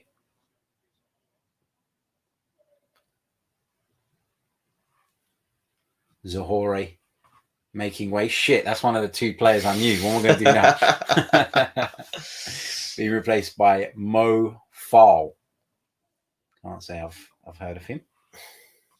Can't say I've heard of a lot of the West Brom players this evening, but in my defence, they've made some serious changes tonight, which has obviously made it a lot more difficult. Alexander Lacazette is getting stripped and ready as well to enter proceedings. Of course, he's been unavailable after contracting COVID-19, been back in training for a couple of days now, and is going to get some minutes here. Well, Alba's got his contract. Alba's got his hat-trick. Yeah, so it looks like he'll come up now. Yeah, save him for the weekend. And Saka Pepe's got plenty of space on this right-hand side. He'll run at the West Brom defence. There's a man over on the far side. He probably should have just held it and gone for Maitland-Niles, who was coming in. But it's that decision-making that's really frustrating because he's got all the abilities to get into that area. He frightens defenders a bit when he's one-on-one because he's so skillful and so quick that he can beat you. But it's the decision-making sometimes. And I think even he could have had a shot there if he cut in a bit more, but yeah. Lee says, why is Arteta not celebrating any of our goals? I think sometimes when you're so overcome with relief, you just go cold. And that's what it's got to be because, I know a lot of Arsenal fans were saying, that, we don't really care about the EFL Cup and that it's not our priority. I wouldn't say we shouldn't care about it because we're not in Europe and it's important. But I think this tonight was about Mikel Arteta doing something that doesn't pile added pressure on him more than anything else, just to kind of get himself out of the woods for a little bit. Interestingly, though, Xhaka is the man making way for Lacazette. How's that going to work? Unless Aubameyang's going to go left. Maitland-Niles drop into midfield, I think. Possibly. Which might have been the plan, but I don't know why Aubameyang's not coming off. A bit strange. I would have saved him for the weekend, considering he was out of COVID and has not been completely fit, but maybe he wants him to get a fourth. I don't know. That must be a bit frustrating for Aubameyang though, because he doesn't want to play from the left. He wants to play through the middle. Yeah, he's been played through the middle, and I know the game's done here, but he might. Well, you saw his face there. It's almost like he said, "Oh, right, back on the left." Yeah. Great. Cheers. I've just scored a hat-trick and you're shifting me back out to the left. I mean, I'll be a bit pissed, to be honest, if I was him. Yeah, but I suppose if you're just shifting the team around because you want to save some legs for the weekend, I don't know. But Maitland-Niles finally got his wish to play midfield, even though it's for only half an hour. Nice ball from Lacazette. First contribution. Nicolas Pepe's in behind 1-on-1 with the keeper. Chips it over and it's off the crossbar. How unlucky can you get? Arsenal inches away from adding their sixth goal there. Nicolas Pepe beautifully threaded in behind by Alexander Lacazette. He's incredibly unlucky there because he's done everything right. He's taken the ball inside across the defender, which prevents him being able to make a challenge. And he just dinks it, looking for the back of the net. And unfortunately, it's comes back off of the crossbar. That's unlucky. It's really unlucky, and it's really good play all round actually. But that's what Lacazette gives you. He's got that passing range that a lot of strikers don't have, and he plays a delicious ball into Pepe, perfectly timed, perfectly weighted, and it's just he stumbles a little bit, can't get it out of his feet properly, and then he's rushing to sort of make the decision. He can't go round the keeper, so he's got to try and chip him, and it's a really difficult skill to pull off. One that's not easy, and he just marginally gets it wrong, but is very unlucky, and it should really be 6, but poor Pepe can't catch a break. Let's not get greedy, right? We just wanted a goal tonight. I want Pepe to score because I want him to be that confident player that we saw. Well, he's at got the end one of last tonight. season. He's got one. He has, but it was that would have been extra. Yeah. Here we go. Here he is again. Rolls it across the penalty area. Lacazette comes in and finds the bottom corner. Arsenal have added a 6th. It's Alexander Lacazette. He runs straight over to Nicola Pepe. And do you know what? I'm a bit pissed off now because I had an opportunity to go to this game and I went, we're playing so badly and it's midweek in the West Midlands. Do I want to do this? And I didn't. And this might be the only time we score 6 goals this season. What a ball from Rob Holding, though. Yeah, fantastic. And Pepe just takes it to the right of the penalty area, delivers. rolls it to around about the penalty spot, and in comes Alexander Lacazette with a first-time finish, late run into the box, and just controls it low, hard into the bottom corner. Goalkeeper Palmer with no chance of stopping that whatsoever. It's West Bromwich Albion 0, Arsenal 6. I mean, Lacazette's been on the pitch for about 3 minutes and he's got an assist and a goal. So he's not doing bad. He's not doing bad. And I think, I do think he will start against City, Harry. I know you think it might be Aubameyang, but I think he offers you a little bit more. You're able to stick the ball up. The thing is about when you're building counters is that you do need the ball to stick. When you've had long periods of play without the ball, you really need to make the most of it when you can. I understand what you're saying about Aubameyang. He offers you that ball in behind, but it's if we even get there. So I would like to see Lacazette play if he's up to it. By the looks of it tonight, he looks pretty sharp. So hopefully. Let's see what Mikel's going to do. Because all the forwards have given him something to think about tonight. Yeah, they have. Here come West Brom. Are they going to score a goal and spoil it? No, good stop from Ramsdale after. Great save. An awkward deflection there. Really good save. Be desperate to keep that clean sheet, won't he, on his Arsenal debut. Let's say a big hello to Raphael Lim, who's joining us all the way from Singapore. He says, enjoying the discussions. Good to see Arsenal returning to winning ways. Watching from Singapore. Great to have you, mate. And love to everybody watching us in that part of the world. It was a good save because it takes a deflection. Yeah, maybe off Callum Chambers' hand. That again. Yeah, not sure about that one. And it's a really good reaction save with his legs, actually. I don't know if he knows loads about it, but he's spread himself well. And he's kept it out to keep his clean sheet. I'm who he buzzing about that. Yep. There's Maitland-Niles, goes back to Sayed Maldini. Back to Maitland-Niles again. Here he is once more. Getting plenty of touches on the ball, Maitland-Niles. Yeah, I like how comfortable he is on the ball. It's a good trait that not loads of our players do. It's a calmness that he has. Yeah. Isn't it? At times it can look like he's lazy, but it's not. He's so like trusting of his own ability that he will just take those sort of loose touches and he will lose the ball a bit more than most, but he can also blitz past players without a second thought. So he offers you a lot. He does. I'm not convinced about him as a midfielder yet, but no. If ever there was a season at Arsenal where you would probably have a good chance, if you could impress the manager, of forcing your way into the team, this is it. Yeah. Because we lost Danny Ceballos. Mohamed El Neni's not someone that people are convinced about necessarily. Thomas Partey's injury problems, hopefully they don't continue, but it is a worry. And obviously Granit Xhaka is someone that divides opinion too. So if ever there was an opportunity for Maitland-Niles to stake a claim in the midfield, I don't think it's going to work, but maybe he feels that he's going to give it one more year at Arsenal. Maybe he feels that's the right thing to do. Maybe. He came out of that interview, didn't he, at the end of the season saying, I want to know now what my future is. And maybe that conversation was positive. And he said, look, maybe they're not buying a midfielder because they want to try and make Lanals there. I don't know. I'm not sure. And obviously, there's still a bit left of the transfer window, and we're being linked with Symeou for the 15 millionth time. So maybe we might take a bit of a punt on him. I don't know. I don't know if that's a play that I want, to be honest. I'm not spoken about it on here, but there's a few things that concern me about him. A lot of question marks about his attitude. Yeah, attitude in particular. And I feel like we've worked so hard over the last 18 months to get rid of those players. Yeah. That bringing him in might be counterproductive. Disruptive a bit, and that's definitely not what we want. But it'll be interesting to see. I do think we'll get a right back in before the end of the transfer window, but I'm not sure what else, to be honest. Here's Tavares with a shot from the edge of the box, looking for his first Arsenal goal. Was with his weaker right foot, to be fair to him. It was wide in the end, not troubling the West Bromwich Albion goalkeeper. Some of you said, so I didn't know that the draw for this is after the game. Okay. 10 p.m. apparently for the next round. I didn't know that because I don't ever remember us being in the second round. No, I don't either. But yeah, here we go.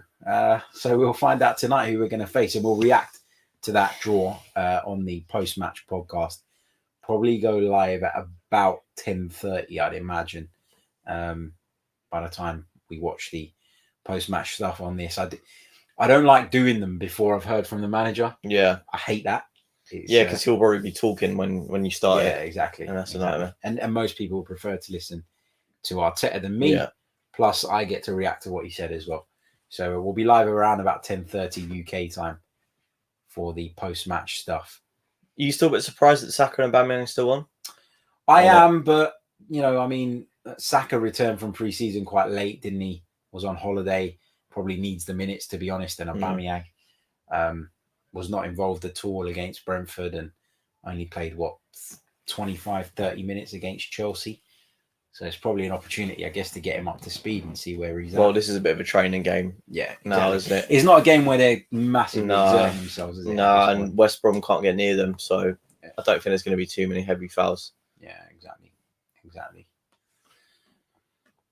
74 minutes on the clock. West Bromwich Albion, I nearly said West Bromwich Albion 6, Arsenal 0, but it's the other way around, thankfully. And it's not a scoreline that many people saw coming, given the way Arsenal have struggled in the opening weeks of the season. But it's a performance as well as a scoreline that we can take plenty of confidence from. Chambers looking to Fred Saka in, good idea. The ball was going to have to be perfect, though, wasn't it? To pick him out. Ends up in the West Brom goalkeeper's arms. 15 minutes of normal time remaining here. You know what? Let's check in where we are in terms of likes. How are we doing on the like count right now? Because on YouTube, there's around about 200 of you watching us. And we're on 153 likes. Let's try and get that up as much as possible. Big shout out to those of you watching us on Twitter, those of you watching us on my personal Facebook. Some of the oldies, they don't do Twitter, they don't do YouTube, but they do Facebook. So I'm talking about family members that asked me to put it on Facebook. I know hardly anyone watches it on there, but keep everyone pleased. Just giving his bit back, Harry. That's it. Just watching that Aubameyang third goal again, just trademark Pierre-Emerick Aubameyang, isn't it? Yeah, it looks like he's coming off now as well. Yeah, he's been replaced, I think, about right. Gabriel Martinelli coming on in his place, which will give him a bit more game time because he just come back from the Olympics not long ago. I felt a bit sorry for him, playing against Chelsea up front on his own. He looks a bit lost, didn't he? Really? Yeah. Because he's not ready to play there at the moment, and it was a bit like a fish out of water. Couldn't really get much to stick. Didn't look completely fit like he usually does, charging around the whole place. Sometimes like a headless chicken, but most of the time leading the press. So I'll be glad to take the pressure off him a little bit when we play City, because we might have to play him up front. I think it's important though, because one of the big criticisms that Mikel got last season was him overlooking Gabriel Martinelli quite a bit. A lot of people took issue with that, and we've heard since from Martinelli that actually a lot of that was to do with the fact that they were managing his recovery from that knee injury really, really carefully. But I think the game against Chelsea, the game against Brentford, and I'm not pinpointing him as a reason that we didn't win those games or anything, but I think what they did do is serve as a little bit of a reminder that, yes, Gabriel Martinelli, he tore things up in the Carabao Cup a couple of years ago, and he was really effective in the Europa League against weaker opposition. But actually, maybe he's not that far progressed as some Arsenal fans have made him out to be. Because I do feel like there's been people have gotten a little bit carried away with Gabriel Martinelli, and therefore the expectation on him is a bit unfair. Yeah. So actually, for this to happen, maybe resets that expectation a little bit and allows him to develop without all that pressure of leading Arsenal's line and being expected to really contribute. I'll be honest, like, I haven't seen loads of great. I'll just stop it here because we got a chance on. Pepe, it's going to fall to Lacazette. Will he shoot with his left foot? Gets the shot away. Good save from Palmer, who managed to pull in the ball again after initially spilling it. But go ahead, mate. No, I was just going to say about Marcelli, like, I think he's really unfortunate with a knee injury because he was on fire. He scored, I think, 10 goals in his first 26 games, roughly, all comps, obviously. And that's an unbelievable start for a teenager coming in from the Brazilian league. Like, no one knew who he was. No one had heard of him here anyway. And he blew us all away. And then obviously our expectation was through the roof. And then he got that knee injury. He came back, couldn't really get into the team, and he started well, actually. I think he started in the Boxing Day game against Chelsea when we turned it around, and he was brilliant, putting a few good performances after that. But then his performances dropped quite a lot, and that was him being managed for fitness. That was him not quite being at that level. Maybe that was a confidence thing after his knee injury. That can happen when you've had an injury like that. And I think, maybe we have got a bit ahead of ourselves with that. And I just think he shouldn't have been starting against Chelsea. Obviously, I know it was a decision that couldn't be helped because we had players out, but it put so much pressure on him. And in the same sense, Balogun as well. Like, I felt sorry for Balogun because I'm not sure if it was his debut in the Premier League, but it's definitely his first start. Yeah, it was his. Yeah, I think. And he just struggled plainly because he wasn't up to the speed of it, and that's nothing on him. It was just a situation we were in. So I think Arteta, a lot of fans will question him, and I was one of them that was questioning when he wasn't playing Marcelli, but he looks at it behind the scenes. He knows if a player's ready to start at that level or not. Yeah, Marcelli, I just want to see him more involved because I think last season what was the main gripe is that we were playing Willian ahead of him. Yeah. And Willian was terrible. Like, Willian was doing nothing. So I hope this season he'll get to play a bit more. Like, even if he comes on as a sub, because there was times last season when Marcelli wasn't even coming on, he would just sit on the bench. Yeah. So I think that's all Arsenal fans want to see because he's clearly a bright talent. But then again, we need to be a bit more patient as fans. He's not going to turn into Ronaldinho, by tomorrow. Yeah, and I mean, to put it into context as well about how maybe we as a fan base overrate him. He wasn't starting for Brazil at the Olympics. No. So obviously their opinion of him is obviously positive because he's in the squad. But it isn't that he's as advanced as we sometimes make out. And you're right, a lot of the time we get caught up in managers' decisions and we'll criticize them from afar and we'll say, well, why isn't he picking this player? But you're absolutely right to make the point that he sees these players behind the scenes. He watches them train every single day. And I think sometimes, as difficult as it can be when results aren't going your way, you do need to just trust that those within the club, those within within London Colney and who train with these players every single day will know that little bit more, won't they? Got to be careful. You're veering into the Arsenal payroll sort of conversation now, Harry. You're right. You know what? I'm going to have a word with him because I haven't been paid this month. Yeah, I'm a little bit short. Don't know what's going on. Don't praise Arteta too much. I said Arteta got the tactics wrong against Chelsea, so I think I've been struck off.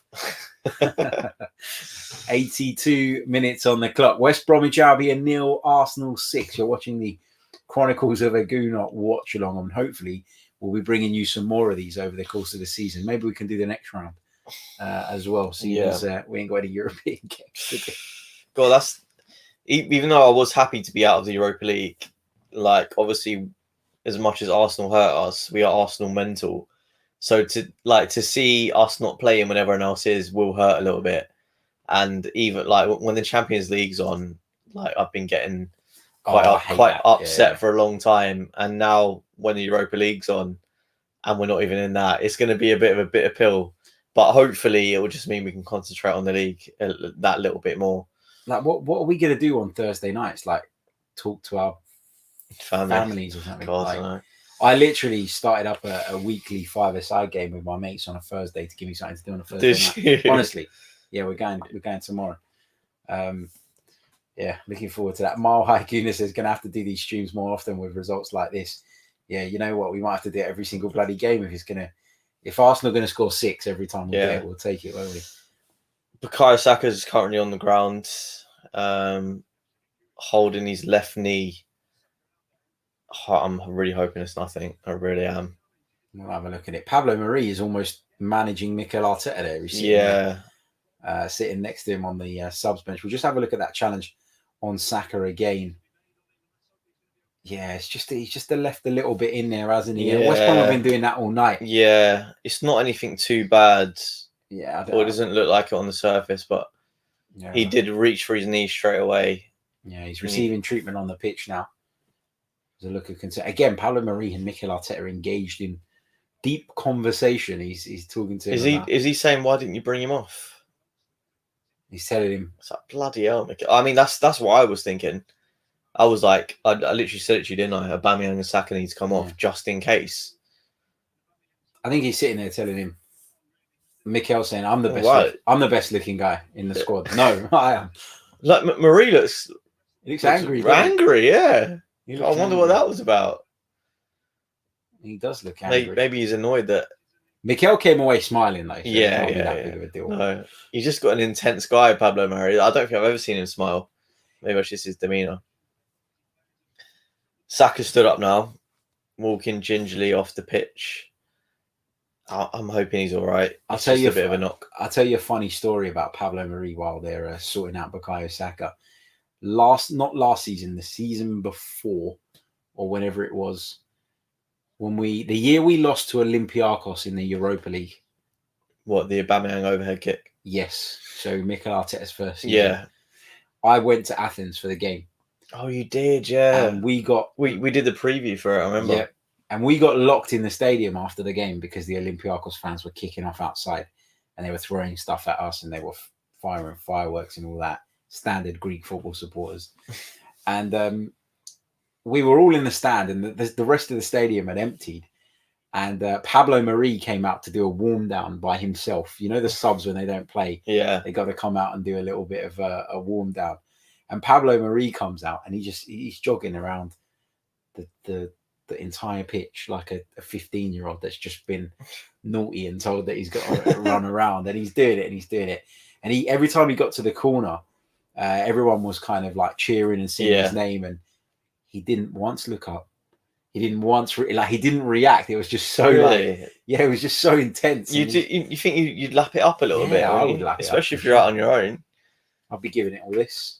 Yeah. Here's Pepe coming down the right-hand side for Arsenal. Have they got a 7th goal in them with 4 minutes to go? He tries to pick out Callum Chambers, but in truth, it's a tough ball to take down. Tough ball to control, especially for a defender. With all due respect to Callum Chambers, but that's that demeanour of Nicolas Pepe's though that I talk about. That just makes you feel as though he's not interested. He's not enjoying his football. Am I reading into that too much? Should we have learned that that's just the way he is by now? Or I think it irritates me. Yeah, I think that's the way it is. I think it's always harder to judge a player. I mean, look, I'll excuse it just by saying we're 6-0 up. The result's gone. You know, the game's finished. He's obviously, you know, played a part, got his goal.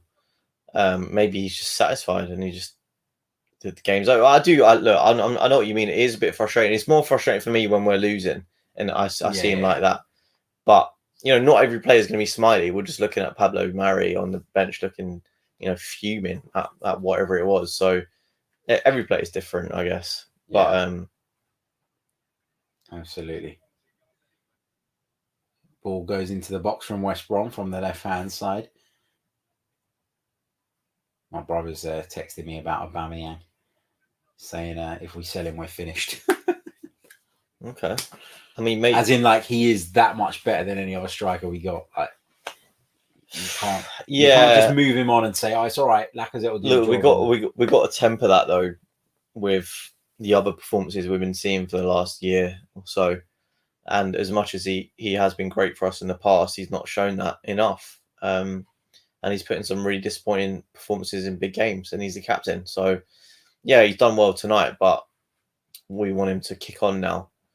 And yeah, it'll be interesting to see what happens with him, because he is one that has been linked with a move away.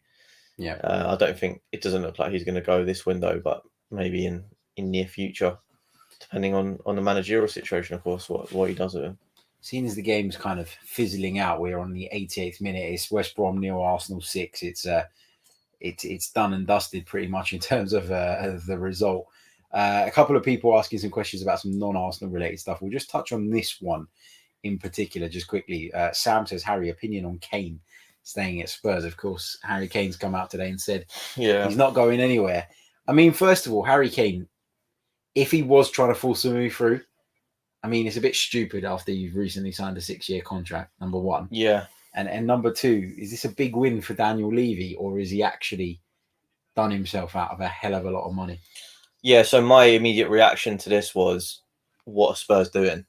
Because you've got a 27-year-old now who has a history of ankle problems, injuries. Yes, he's one of the best strikers in the world, but if City are putting 100 million on the table at this stage, I think you take it. Yeah. And that's because I look at Spurs and I don't think they're that bad about Kane. Like, as talismanic as he is, I feel like when they've got a fluid attacking three of Son, Bergwijn and Moura, they actually look dangerous, and sometimes even more dangerous. Like, I know that in their Champions League run, as sickening as it was for us to watch, when they played against Ajax, Kane wasn't there, and they destroyed that whole them, big really. debate around whether he should play in the final. Yeah, and they got there without Kane. So I don't look. He's obviously not the captain. He's a big player. He's they're top goal scorer. He's the main man, the star striker. But I feel like they should have taken the money, because this time next year he's not going to be worth as much. So that's exactly it's strange. it. He is not going to be worth anywhere near 150 million pounds next season. No.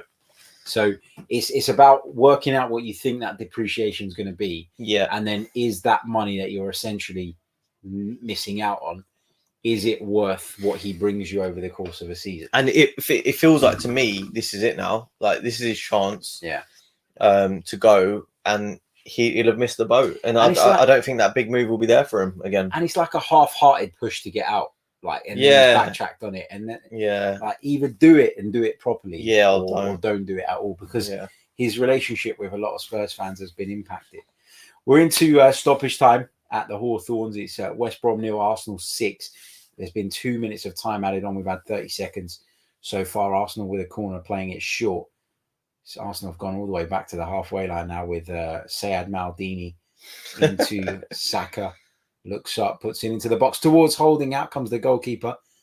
Punches it away. West Brom looking to break, but Mohamed El Neni looked as though he got there, and then he didn't really make it, did he? Arsenal get it forward again, though, with Kolasinac. Early ball in from Pepe, but the flag's gone up for offside against the Ivorian. Around about a minute, just less than a minute to go. I think Pepe looks so much more natural on the left. He just does things quicker. Yeah, it's like on the left as well. He gets the ball to his feet, and either he nudges it to the side and whips the ball in, or he gets to the byline and does it. And I just feel like it simplifies his game so much more. I know he's not going to cut inside and score as much in that position, but I just think he's more effective there. And it's a bit strange, because especially when you consider that Saka can play anywhere, so it doesn't matter if he's on the left or right. Yeah. You'd think maybe switch them around a little bit more, because when he did play there last season, he played well. Yeah, agreed. Ball forward, flicked on by the West Bromwich Albion attacker, ends up in the hands of Aaron Ramsdale. Nice throw out to the right-hand side, picked up by Callum Chambers. He's got Martinelli on the outside of him. Martinelli playing on the right at the moment. And there it is. Full-time whistle goes. What a performance. What a result. Arsenal comfortably through to the third round of this season's Carabao Cup. It was a win that Mikel Arteta desperately needed. It was great to see Pierre-Emerick Aubameyang in fine form, registering a hat-trick in his 150th Arsenal appearance. Nicolas Pepe got in on the act too, as did Bukayo Saka and Alexander Lacazette. Really strong performance, a much-needed victory. And now we've got 6 goals to choose from in the Arsenal Goal of the Month competition, when earlier today we had none. Aubameyang collecting the match ball there. Thank you all so much for tuning into the show. Really, really appreciate it. First time we've done it like this, face-to-face in the studio. Really enjoyed it. It was much better than me sitting alone, sipping on a beer or something and talking to myself. So, Mike, thank you so much, mate. Really, really appreciate you coming down, and hopefully we can do it again soon. Yeah, really enjoyed it. Thank you to everyone watching. Obviously, all the comments and questions. Loved having them. Love answering them. And can't wait to do it again, mate. And make sure you follow Mike at Mike_Stavrou. I've The got my own banner exclamation now. mark is not there. I should clarify that. That's not. I'd like a slightly bigger font next time as well. We'll see what I can do. If you can swing it, yeah. I'll see what you can do. We'll be back a little bit later on tonight. I'll schedule it on YouTube in a little bit when we get an idea of how long all the post-match stuff is going to take. But as I say, I'll be back later with my thoughts on the game, and that'll be available to our audio listeners first thing in the morning. Until then, take care of yourselves. Go make yourself a cup of tea. Have a listen to Mikel Arteta. And if you're not sick of me, come back for the post-match show where we'll be talking through the game, but also answering some of you guys' questions. I'll catch you all very soon. Until next time. Ciao.